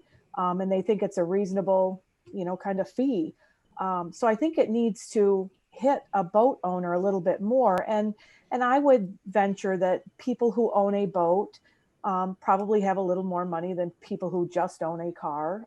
So as far as a proportionate thing, and again, with the number of boat slips and the fact that we want to increase turnover and get people in and out, and a variety of people in. And I think if we had the reputation of chances are there's going to be a boat slip that's open, we'll have, you know, more frequent visitors. So just additional information to think about. Yes, Vice Mayor. Oh, I'm sorry, Mr. Bunker's next. Well, Councilmember Beckman made a lot of the points I was planning to make. I don't know what you believe the fine should be for this, but it does seem to me that you know, if you're ticketing one car in a big parking lot, there's plenty of other cars that have plenty of other spaces, but there probably aren't enough slips to go around from, you know, what we keep talking about. Is there any way to meter a slip and say, okay, you can be here, but it's going to be an hourly rate? I mean, I can look into that. I know that we have 15 slips at Sand Pearl. We have 9 behind Island Way. We have 800 feet at the downtown Harbor Marina. And then we have 6 slips at the beach marina. So we would just have to look to see if, you know, there's other people that are metering them or how they're metering them. So in that case, people would know up front, okay, there's an hourly price for using this slip. And if you go over, yeah, it's going to be a hefty ticket. Well, it's free. It's free to the public. Mm-hmm. Okay. And that's, you know, that's what we have. That's the problem. Why not stay there overnight and just pay the $120 if we can even track them down? I don't think we allow them to stay overnight, do we? That's prohibited. We've got people just abandoning boats, and do all of these boats that get docked there, do they have an identifying number where you can track down the owner? They have to. They get a registration just like an automobile. All right. And there's a lot of families in moderate income neighborhoods that put a boat in the water with a trailer and go out to the beach and have lunch. So I don't know that just because you own a boat means we can stick it to somebody.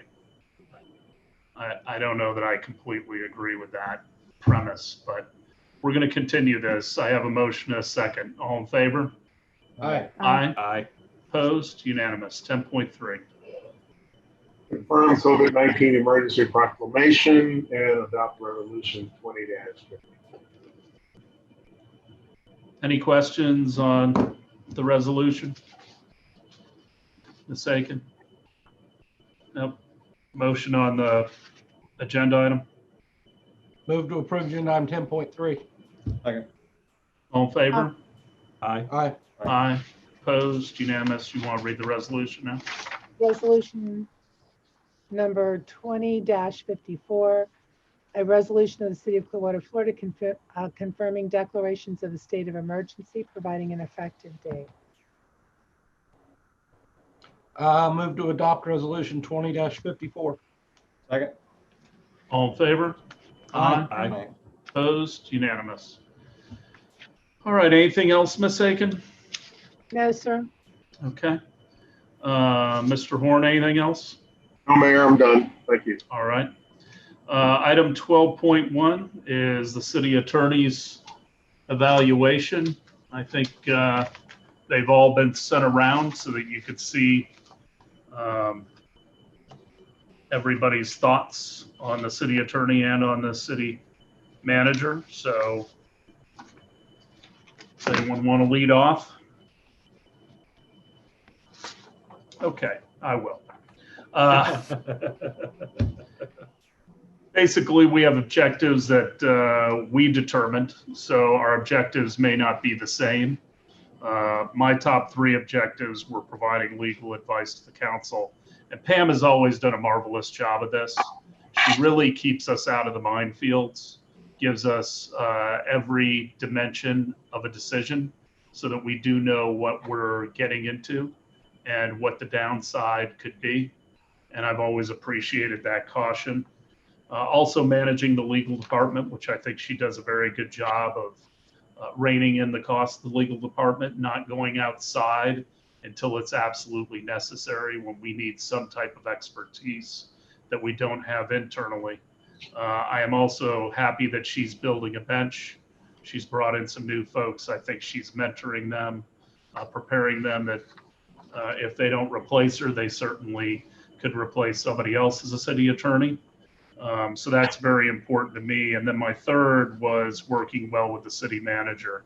And that's something that I just want to compliment both the city manager and city attorney on. There truly are city managers and attorneys that have silos that do not talk and get along until absolutely necessary. And Mr. Horn and Ms. Aiken are in lockstep. And that provides us a much better product at the end of the day.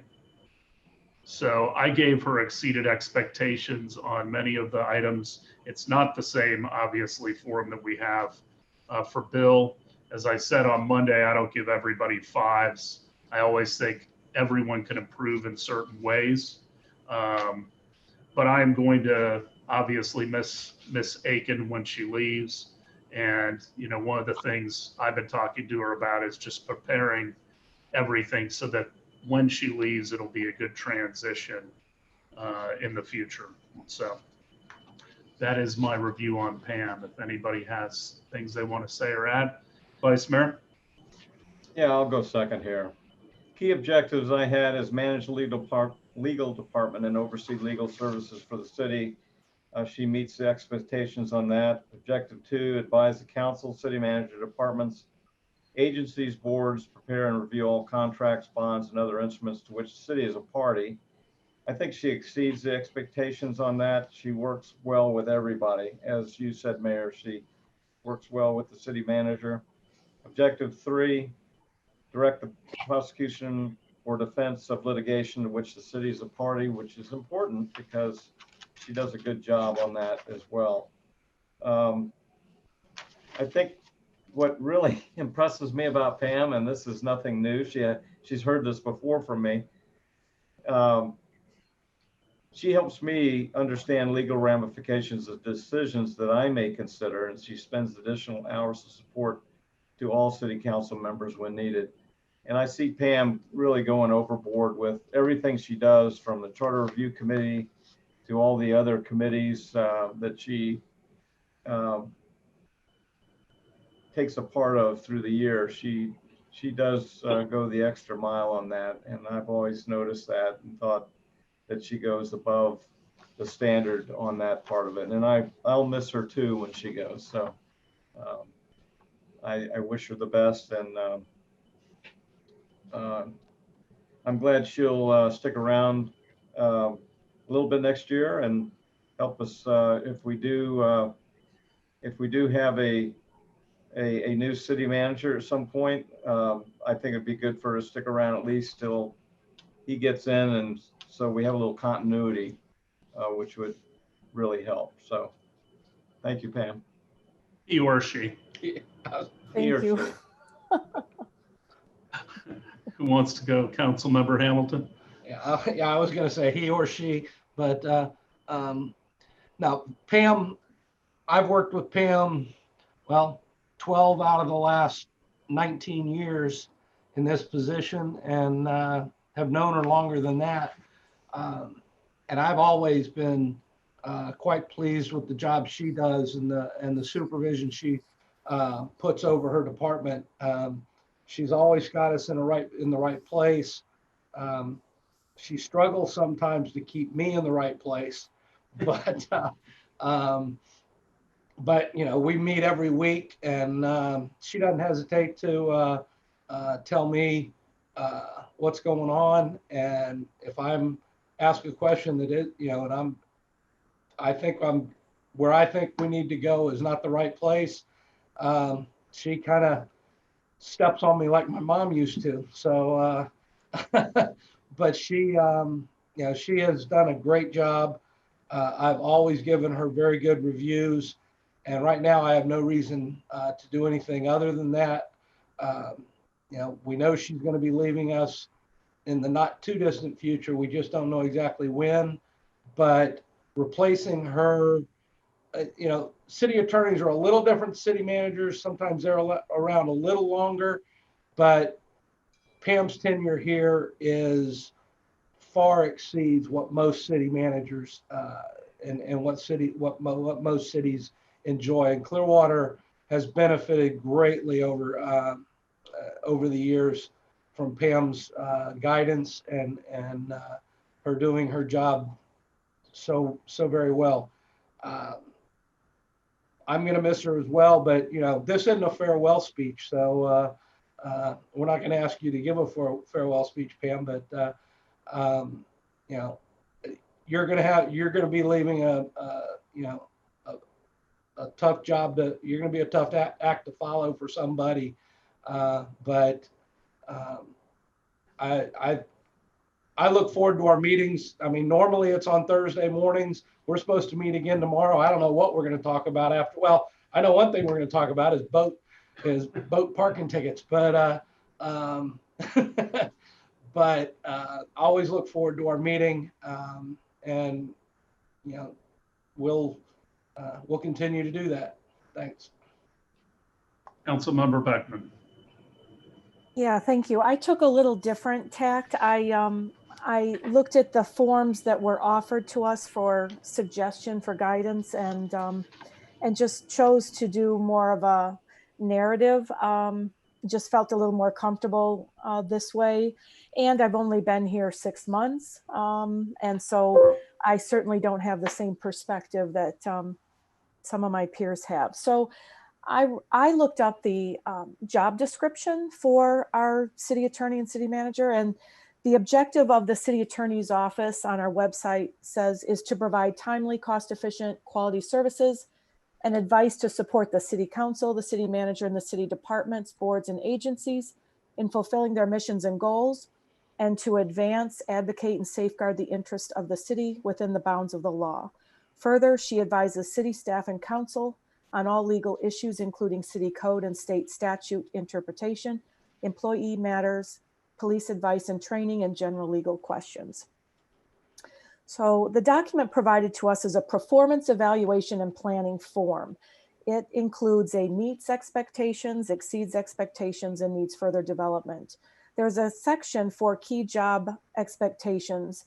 And in my opinion, this looks like a standard form used throughout the city for any employee, not specific in any way to our highest level attorney. In all honesty, it's a challenge to review the city manager and city attorney. For me, it is. This is my first time working in municipal government. And while I was a public school teacher, employed with taxpayers' dollars and accountable to the public, with agreed upon annual measurable goals, most of my duties were pretty specific. But like a teacher, the city attorney and city manager cannot control the inputs that they must respond to daily, even hourly. I believe Ms. Aiken's solid understanding of the history of Clearwater and of municipal and state law has served us well, and she responds professionally and competently to these changing inputs. Like Mr. Horn, I believe Ms. Aiken is respected by those she serves throughout our city. During my tenure here, Ms. Aiken has generously given her time to me each week. I enjoy our frank conversations and the historical perspective she provides of the inner workings of the city. And while I believe she has kept me abreast of legal issues that the city is or may be facing, I am disappointed that I was not more fully informed of the landings issue earlier on. Our city is absolutely the crown jewel of Pinellas County. It truly is a wonderful place to live, work, and play, but it has unique challenges no other city faces. I hope in going forward, we can be creative, deliberate, and proactive in addressing those challenges. Ms. Aiken has wisely advised me to focus more of my municipal research on what cities are doing here in Florida, rather than what innovation is occurring across our nation, because we need to operate within state law. I understand that, but I think there can be value in looking for more innovative ways to approach the challenges we face. It is clear Ms. Aiken is a talented and highly qualified city attorney. Her knowledge of and devotion to our city is evident. Clearwater residents, city staff, and city council are fortunate to have Ms. Aiken as our lead counsel, and I am very grateful for her service. And I must note, I am embarrassed to say, but in my submission of this review, which will probably be made public, I misspelled Ms. Aiken's name. So I stand corrected. It's A-K-I-N and not A-I-K-E-N. So I do apologize for that. But it's been a pleasure to get to know Pam and work with her and truly learn from her every time I meet with her. So thank you. Councilmember Bunker. Well, I'm going to be far less eloquent. Like Kathleen, I've been here for 6 months now, and I will say this. It's 6 months in which I have not yet brought upon a multi-million-dollar lawsuit from Scientology. So that's due to her guidance. And right there, she gets five stars for that. I'm sure there was a lot of trepidation when I was voted onto the council about, you know, what's it going to be like to have a guy that Scientology considers a suppressive person seated on the council. Turns out there's been no angry hordes with torches and pitchforks showing up at the Fort Harrison, and I think Pam has done an excellent job of guiding me, steering me, answering my questions, and taking care of the entire department. She is an amazing asset. Took a few weeks for us to break the ice and get comfortable with one another. And I think we have bonded over our mutual love of movies. So I always enjoy getting caught up at the end of our business session with, you know, what we've seen that week. I really do appreciate all the care and assistance, and your nursing background has certainly come in handy with me as well, because you have been very thoughtful in trying to get me to lead a better life. So I'm a work in progress with that, and I appreciate everything that you do. Nothing but positives from me. Anything you want to say, Ms. Aiken, in retort? Thank all of you for your very kind comments. I did want to say one thing. Today is actually my 26th anniversary as city attorney. Congratulations. Congratulations. That's remarkable. That is an impressive tenure and an awful lot of institutional knowledge. And I think that's one of the things that will be so dearly missed, when you depart. So, thank you all. Although it sounded like a eulogy in a couple sections of this review, so I really don't want anyone to know. Ms. Aiken's going on to brighter future and enjoy some well-deserved retirement. And we know she's not going to be a stranger. We'll be calling her to get some of those questions answered about something that happened back in 1998. So, okay, let's move on to the city manager. I gave the city manager really high grades. He had there had been talk in the campaign and also before of his retirement. This is an awfully difficult time to lose leadership with COVID-19. And, he's steadfast and has been here, and I really appreciate that. I think he's done a really good job of educating the council and bringing us together. This has been tough for the council too. I really enjoyed our meeting last week on philosophy and look forward to finishing that up next week. But I thought that was really helpful, not only for all of us as council members, but I also think for the staff to get to understand and know us a little bit better. I think the city manager is doing great on providing advice. We certainly get together and talk not only at our weekly meeting, but throughout the week when necessary. I think we are getting the job done again during a very difficult time. One of the only things I questioned, which was kind of getting into his sandbox, was just the division of labor, which we talked about. And so like anything else, we had a very good meeting when I went through the review with him.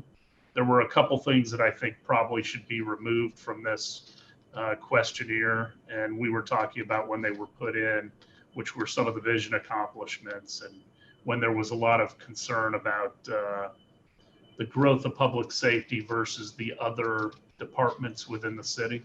I don't think that that's been an issue in the last several years. The thing I really want to emphasize on my review with the city manager is the achievements, over almost the last 7 months, managing through COVID, keeping employees safe, staying on course with Imagine Clearwater. It's very easy to take your eye off the ball during times like this, and also the assimilation of the new council. And priorities for me for the city manager next year is really getting into the budget early on 21-22 so that we can start to see what the impacts are. Fortunately, we're not seeing tremendous decreases in property values.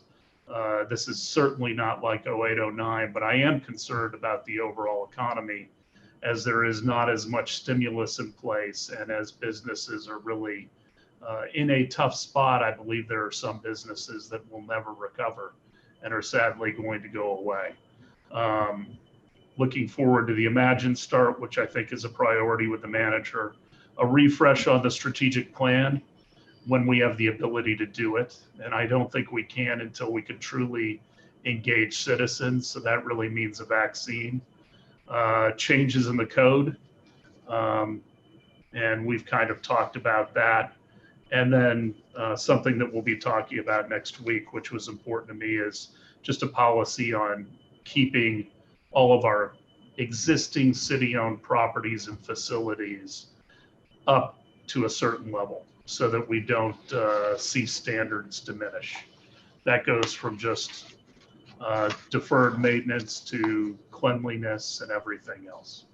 So those are some of my priorities for the next 12 months. Who would like to go next? Vice Mayor.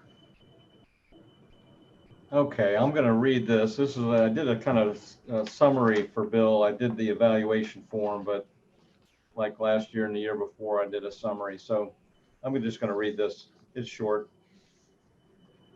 Bill, first, you are a professional who knows how to make a positive impression on citizens, and you listen when I discuss new ideas. Your communications are thoughtful, clear, and to the point. You are honest and ethical and care about the welfare of your employees and the city. The COVID-19 pandemic has made the last 9 months very difficult for everyone around the entire world. Businesses have been forced to close. Citizens of our city have endured much in 2020. I give you the highest marks for the manner in which you have handled the 1,900 employees and still guided the staff in all departments to conform with safety measures and ensured to this date a very minimal exposure to the China virus. With all this, you have still kept the city departments working and giving our citizens a high quality of service they deserve. Although I've been disappointed in the delay of the start of Imagine Clearwater, we underwent a major change on council this year and 3 new members coming on board. You have been helpful in guiding us all through that change and still keeping our major initiatives focused so we can move forward.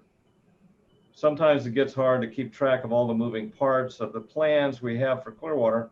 You have done well to keep us focused and moving forward.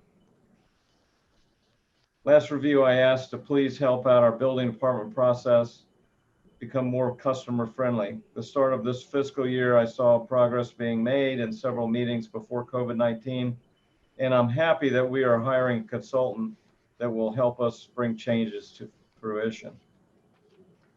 Now that council has designated the Park Garden Pierce Fort Harrison block as home for a new city hall, I hope we can move forward quickly with plans to make this happen. The site is also the pick for a large structured parking garage that will give us long needed parking for downtown and Imagine Clearwater. This needs to start soon if we anticipate Imagine to be completed in 30 months. In closing, I'm giving you an overall rating of 4 out of 5 as I think everyone has room to improve, including myself. I look forward to working with you this next fiscal year. Thank you, Vice Mayor. Councilmember Hamilton. Yeah, I think, and I've told a number of people this. I said, I wouldn't do Bill Horn's job if you paid me twice what he's making, because think about it. He's been in this position 20 years, and every 2 years, the mix of bosses that he has, the 5 people that sit on the city council, changes. And he has to adapt to those changes while also leading 1,900 plus employees in this city to keep this city at the level and quality that it is. I don't think most people truly understand and appreciate how fortunate we've been to have him for all these years. I think the average lifespan for most city managers is around 4 years. And to have one for 20 is almost unheard of, especially for a city our size. And while he's not perfect, and he's the first person to admit that, he's always open, he's always available. We all get a list every week of topics that are on his radar, and we get an update on those, and we can bring any questions we want forward. He's very quick to get us our answers.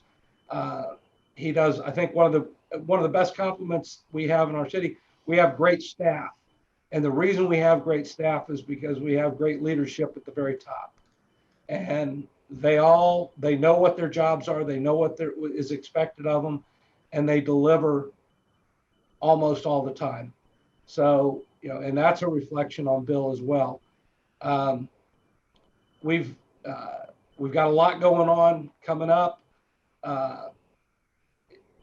And as you alluded to, Mayor, budgeting for next year is going to be interesting to say the least, with COVID. And his experience, his leadership, and his experience and his history is going to be invaluable as we go through that process. So unless he comes to us and says, I'm out of here in a couple of months, he's going to be, I think he's going to be around for that budget cycle and that work right there. And, we're going to be a better city because of it.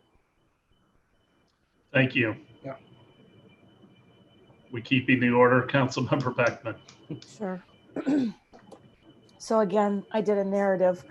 The council or the city manager's role is described as supporting the mayor and city council's vision, mission, and strategic direction to ensure that the Clearwater government provides the municipal services infrastructure necessary for a high quality of life for all our citizens.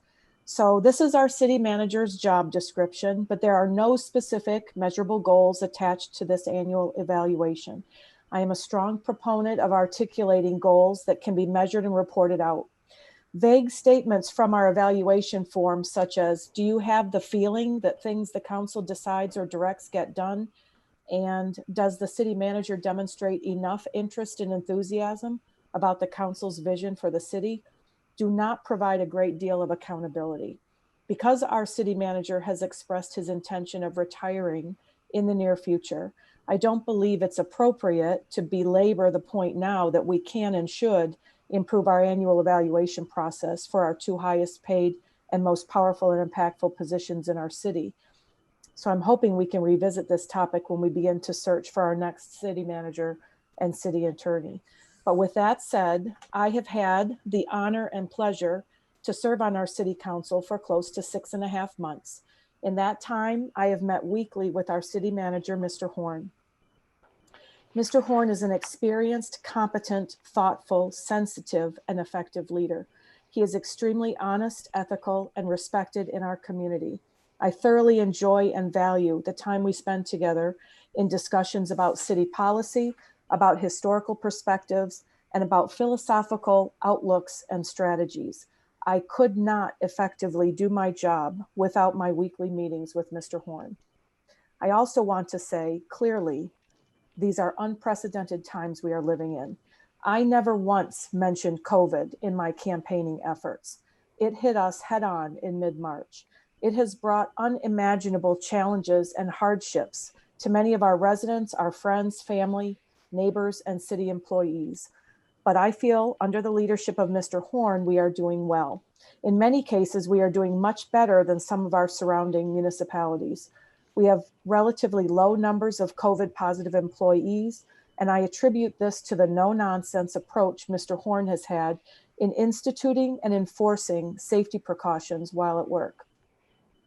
Also under Mr. Horn's direction and the outstanding efforts of our Department of Economic Development, during the last 6 months, we instituted a Back to Business grant program to help our small businesses weather the initial impacts of COVID-19 and the shuttering of non-essential businesses.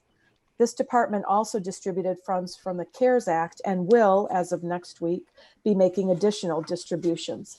I believe Mr. Horn leads and supports his staff in making any and all resources available to help the residents of Clearwater. I applaud Mr. Horn for his calm and steady leadership style and for following the guidance of science and medical professionals in setting policy related to COVID-19. In our evaluation form, this long form, there are numerous subheadings, including external and intergovernmental relations and personnel management that, because of my short tenure, I don't have enough context or experience to confidently comment on. However, during my brief 6 months, I can mention a few actions I feel are notable. I have confidence that Mr. Horn and the consultants he's hired to advise us on Philly's negotiations will advocate in the city's best interest when working with the county on the Phillies agreement. I believe it was prudent to hire specialists to negotiate our next long-term contract. Under Mr. Horn's leadership, we have been proactive and adopted the use of policy or of police body-worn cameras We've approved the closing of 2 blocks of Cleveland Street to help spur economic engagement. Our downtown is beginning to change. There is new energy and life and hope. Within the last 6 months, Mr. Horn and city staff continue to work to reduce city expenses. We are investigating partnering with a third party to implement energy efficiencies to reduce energy consumption, reduce pollution, and save the city money. We have enrolled in the Duke Solar Program, which will also help us save money and reduce emissions. Finally, we are researching installing solar on our new solid waste transfer station. So I applaud these sustainable, pollution-reducing, and fiscally responsible moves. Clearly, there are several positives I've witnessed within the last 6 months, but there are a few areas I think we could do better. We have cost reports for the main library renovation and Imagine Clearwater that are concerning. I understand that Mr. Horn works at the direction of our city council. I appreciate that, but at times where the council is fickle in its direction, it might be helpful if our city manager fully recap and articulate the incurred costs and consequential costs of changes or delays in direction. And this would include reiterating the recommendations of staff and paid experts.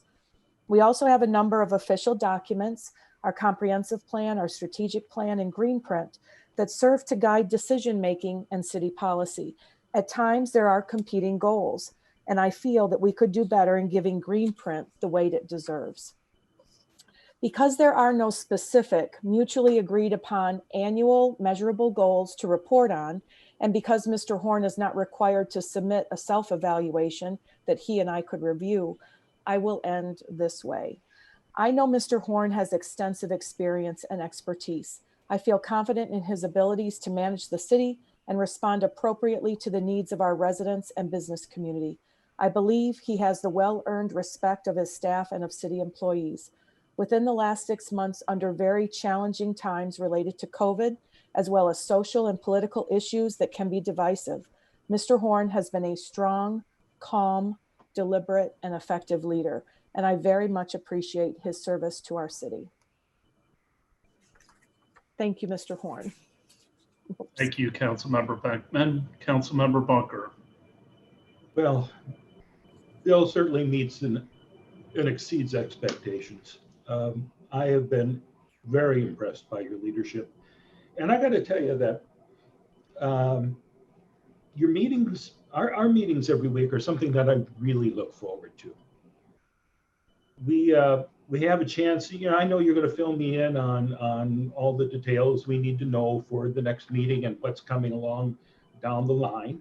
But we also have a chance to sit and discuss big issues, and including the deaths of George Floyd and Breonna Taylor and the marches that happened here in Clearwater and across the nation and across the country. And I have found those to be extremely helpful. And I'm happy that from this period, we supported body cams for the police. I think that's going to safeguard the rights of both the citizens and the officers, and will be a great learning tool for the police as we put them into action next year. And also, I didn't talk about the CRA earlier because I wanted to mention it here, that I'm so thrilled that we've got this CRA starting to roll now and under discussion for North Greenwood. I'm happy to see how well the city is working with the Clearwater Urban Leadership Coalition to bring their ideas to life. We really do need to reach beyond the beach and downtown. And I was shocked by Hoyt today saying that back in 2001, when he joined the council, this was something that was on people's mind that we should do. And I'm very glad that we are taking some action now. Having only been here for about a half a year or so, it's hard for me to see the bigger picture of everything that you do and everything that you have to tackle. But I have been here long enough that if there were rumblings of discontent in City Hall, of palace intrigue or backstabbing, I would have heard about it by now, and I've heard nothing but praise for it. I've been incredibly happy and impressed by how quickly we can get answers from you and the department heads. If a citizen approaches us with a problem, I know that you'll get back to me very quickly with the solution, or at least the answers that are needed. And I greatly appreciate that. The only negatives that I can think about would be, again, how late the landings was brought to our attention just a few days before it was actually talked about in an open meeting. It would have been nice to have a little extra time for the voters to know what was coming down the pike. And there's something that we've talked about a couple of times in our meetings. You have sent us 1 or 2 emails to explain some circumstances where there might have been a little bit of a blow up, may have lost a little bit of your temper at some point. I've never seen that happen, of course, but you've always been man enough to say, all right, this is what happened. I shouldn't have done that. But as someone who's been surrounded myself by a group of people who actively try to push my buttons, it is somewhat satisfying if you can achieve that Zen state where it doesn't bother you. So if you need some help with that training, I can help you with that. Back in 2000, I approached the podium in Chambers as a citizen to be heard. And I congratulated you on assuming this position. And I remember saying at that time, you always struck me as a decent man, and I'm sure you'll do a great job. 20 years later, I can honestly say as a council member, you are, and you have. That's it. Thank you, Mr. Bunker. Mr. Horn. Mayor, Council, first of all, thank you for all of those positive comments. What comes to mind is one of the first council meetings that I attended for the city of Clearwater was in 1998, and my predecessor was being evaluated. And I quickly paid attention to what that experience was like, because very rarely are you in a job where you are publicly evaluated. So I paid attention, and right then and there, I valued the importance of that whole process. When I come to work every day, the staff is very accustomed to hearing me talk, and they listen. One time during the year, this time during the year, the manager sits quietly and listens to the council. And that listening experience is absolutely golden. It's very important, because that listening experience in many ways determines what the future is likely to be. You listen because you want to hear what's expected of you, and you take that feedback and apply it in the days ahead. Thank you for giving me the information that I need, in order to make sure that I perform up to your expectations. That isn't always easy to do, but you all have done it very well, and I appreciate it. Thank you. Thank you, Mr. Horn. Yeah, I also want citizens to understand that this is not the only time we talk about performance and expectations for the city attorney and city manager. I think that occurs on a weekly basis. It is constant. We are making slight course changes. You don't make course changes once a year, because if you only make them once a year, you can get really off course. It's minor changes in degree throughout the year that get you to your destination. And so I just want the public to understand that this isn't just a once a year thing. Now, folks, we are at 8:09, but the only thing we have left is council member comments. So I'm assuming you don't want to take a break to go to the potty to get to council comments, do you? Okay, who would like to go first? Vice Mayor. Okay, I'll make it quick. My comment tonight is be nice to one another. Listen to the thoughts of others. If you disagree, don't be disagreeable. And also get out and vote. That's all I have to say tonight. Thank you, Vice Mayor. Next, Councilmember Beckman. Okay, so per the course, mine's just a little bit longer. So I want to take a moment to thank Clearwater resident Alexis Glasgow for organizing a call to action community event in Coachman Park on Saturday evening. A very safe, socially distanced event. This was a gathering of people who are engaged in a number of organizations that seek to provide resources for our residents, help them improve their lives, be of service, and really make a difference. And Mayor Hibbard was there, as were the mayors of Dunedin and Safety Harbor, and our police chief, Dan Slaughter. And I will say, while there was not a large crowd, it was a little smaller than I think we had all hoped. The messages were informative and very empowering. And the conversation that was started was personal and very thoughtful. It really was a worthwhile effort. And even if there wasn't a large turnout, I believe that the message that we care, that we take time for each other, and that we are willing to try a variety of ways to engage with each other comes through loud and clear. It is simply a step in the right direction, and I was really proud to be a part of it. And I thank Alexis she's only 21 years old, for organizing this event. Next, while we cheer the Rays on as they show up and make it happen, we need to cheer on each other to show up and make it happen in the voting booth. So early walk-in voting starts on Monday, October 19th. Voters can vote at the SOE office or the Clearwater courthouse. And it's 7 days a week starting Monday, 7 days a week from 7 a.m. to 7 p.m. There is absolutely no excuse for you not to vote. So please use your vote or use your voice, exercise your right and responsibility to vote because it matters. Also, I did something new. I want to let those who like to garden know that our Clearwater Community Gardens, located at 1277 Grove Street, is looking for new gardeners. I'm one of the new ones. I have a plot. There are plots available. Now is the time to plant.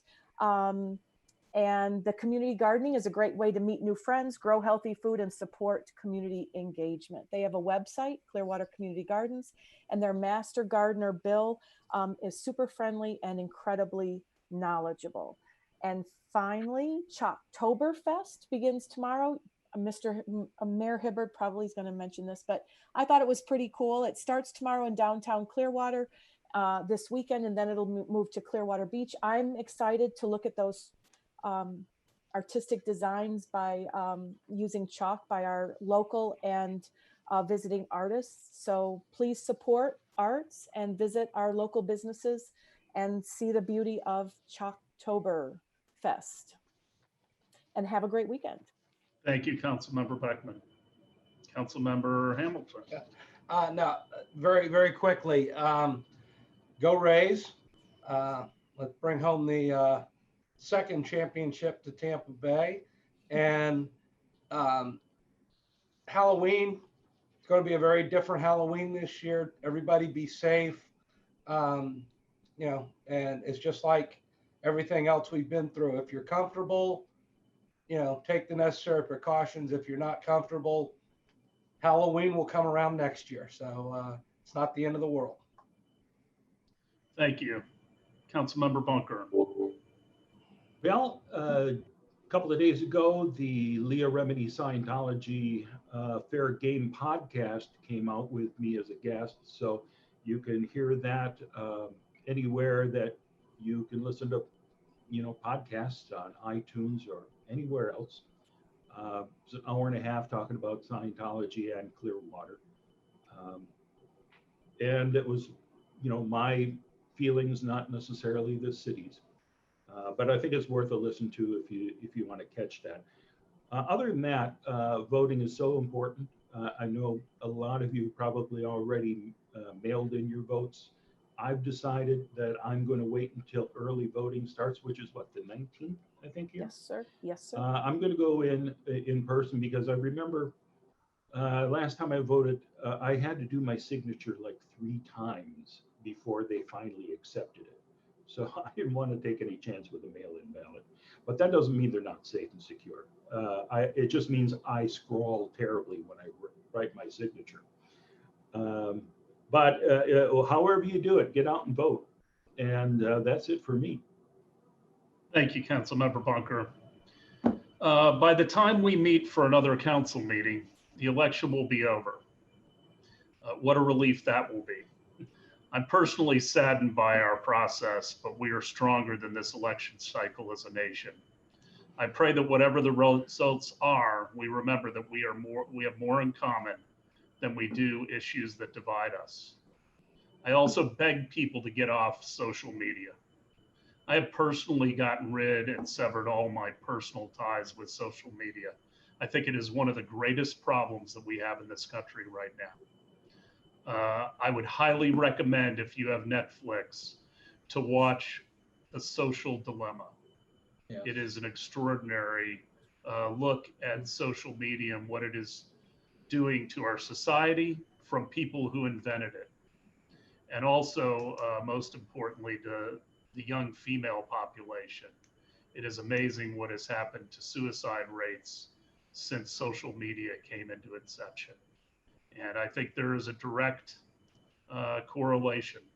I also want to thank Alexis for a great job down at Coachman Park.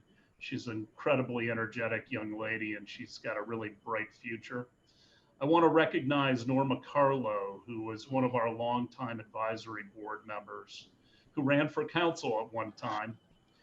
She recently lost her battle with cancer.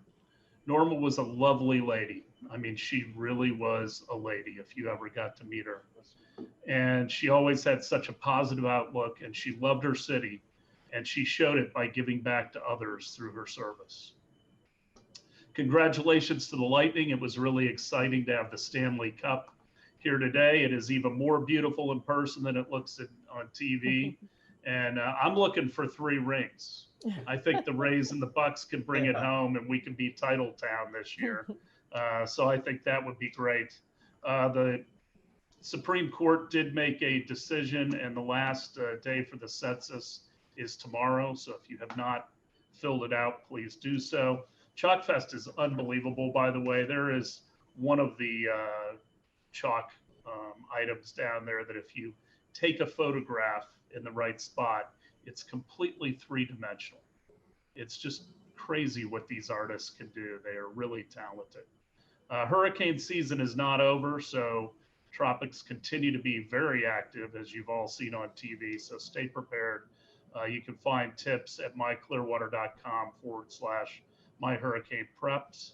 The landings is on the ballot on November 3rd. We ask you to get informed before you vote.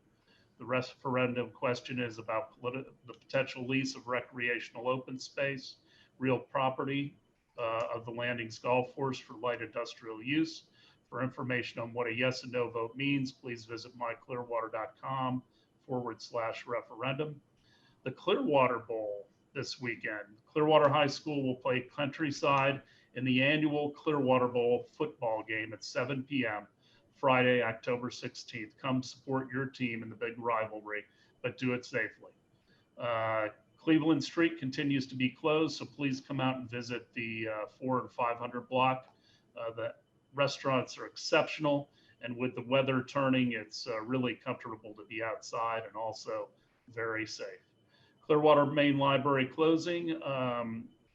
Just a reminder that the Clearwater Main Library, located at 100 North Osceola Avenue, is now closed to the public for renovations. The City Council chambers will remain open in the library for City Council meetings, work sessions, and the November 3rd election. Starting October 17th, there will be additional hours at the other libraries. We are going to have a special council meeting, which was mentioned, a work session next week, October 20th at 1 p.m. So if you want to tune into that and hear the council philosophy discussion. Flu Boo. Pinellas County Health Department will host a flu shot event at their Clearwater Center at 310 North Myrtle from 5 to 7 p.m. on Thursday, October 22nd. I think we all need to get flu shots this year and be less susceptible with COVID out there. Operation Shred. The city is offering free on-site shredding for Clearwater residents from 9 a.m. to noon, Saturday, October 24th at the Solid Waste and Recycling Center at 1701 North Hercules Ave. Bring documents that contain sensitive information and they will be shredded on site as a deterrent to identity theft. Pinellas County Mobile Collection Event. Pinellas County will host a free electronics and chemicals mobile collection event, 9 a.m. to 2 p.m. Saturday, October 24th at the North County Satellite site. That's 29582 US Highway 19 North in Clearwater. Questions, please visit pinellascounty.org or call 464-7500. Free electronic waste drop-off and recycling event. Residents can bring up to 6 unwanted electronics to the city's free monthly electronics collection event from 7 a.m. to 3 p.m. Wednesday, October 28th at the Clearwater Solid Waste site at 1701 North Hercules. Accepted items include TVs, cell phones, computer towers, CPUs, drives such as hard drives and CD drives, laptops, desktop monitors, smartphones, and tablets. Proof of residency is required. And finally, as Councilmember Hamilton said, residents are encouraged to safely celebrate Halloween. For local events and CDC guidelines regarding Halloween, visit myclearwater.com/Halloween. And I recommend you go out and buy an assorted bag of candy and give those to your kids and stay home and stay safe. With that, we are adjourned. God bless.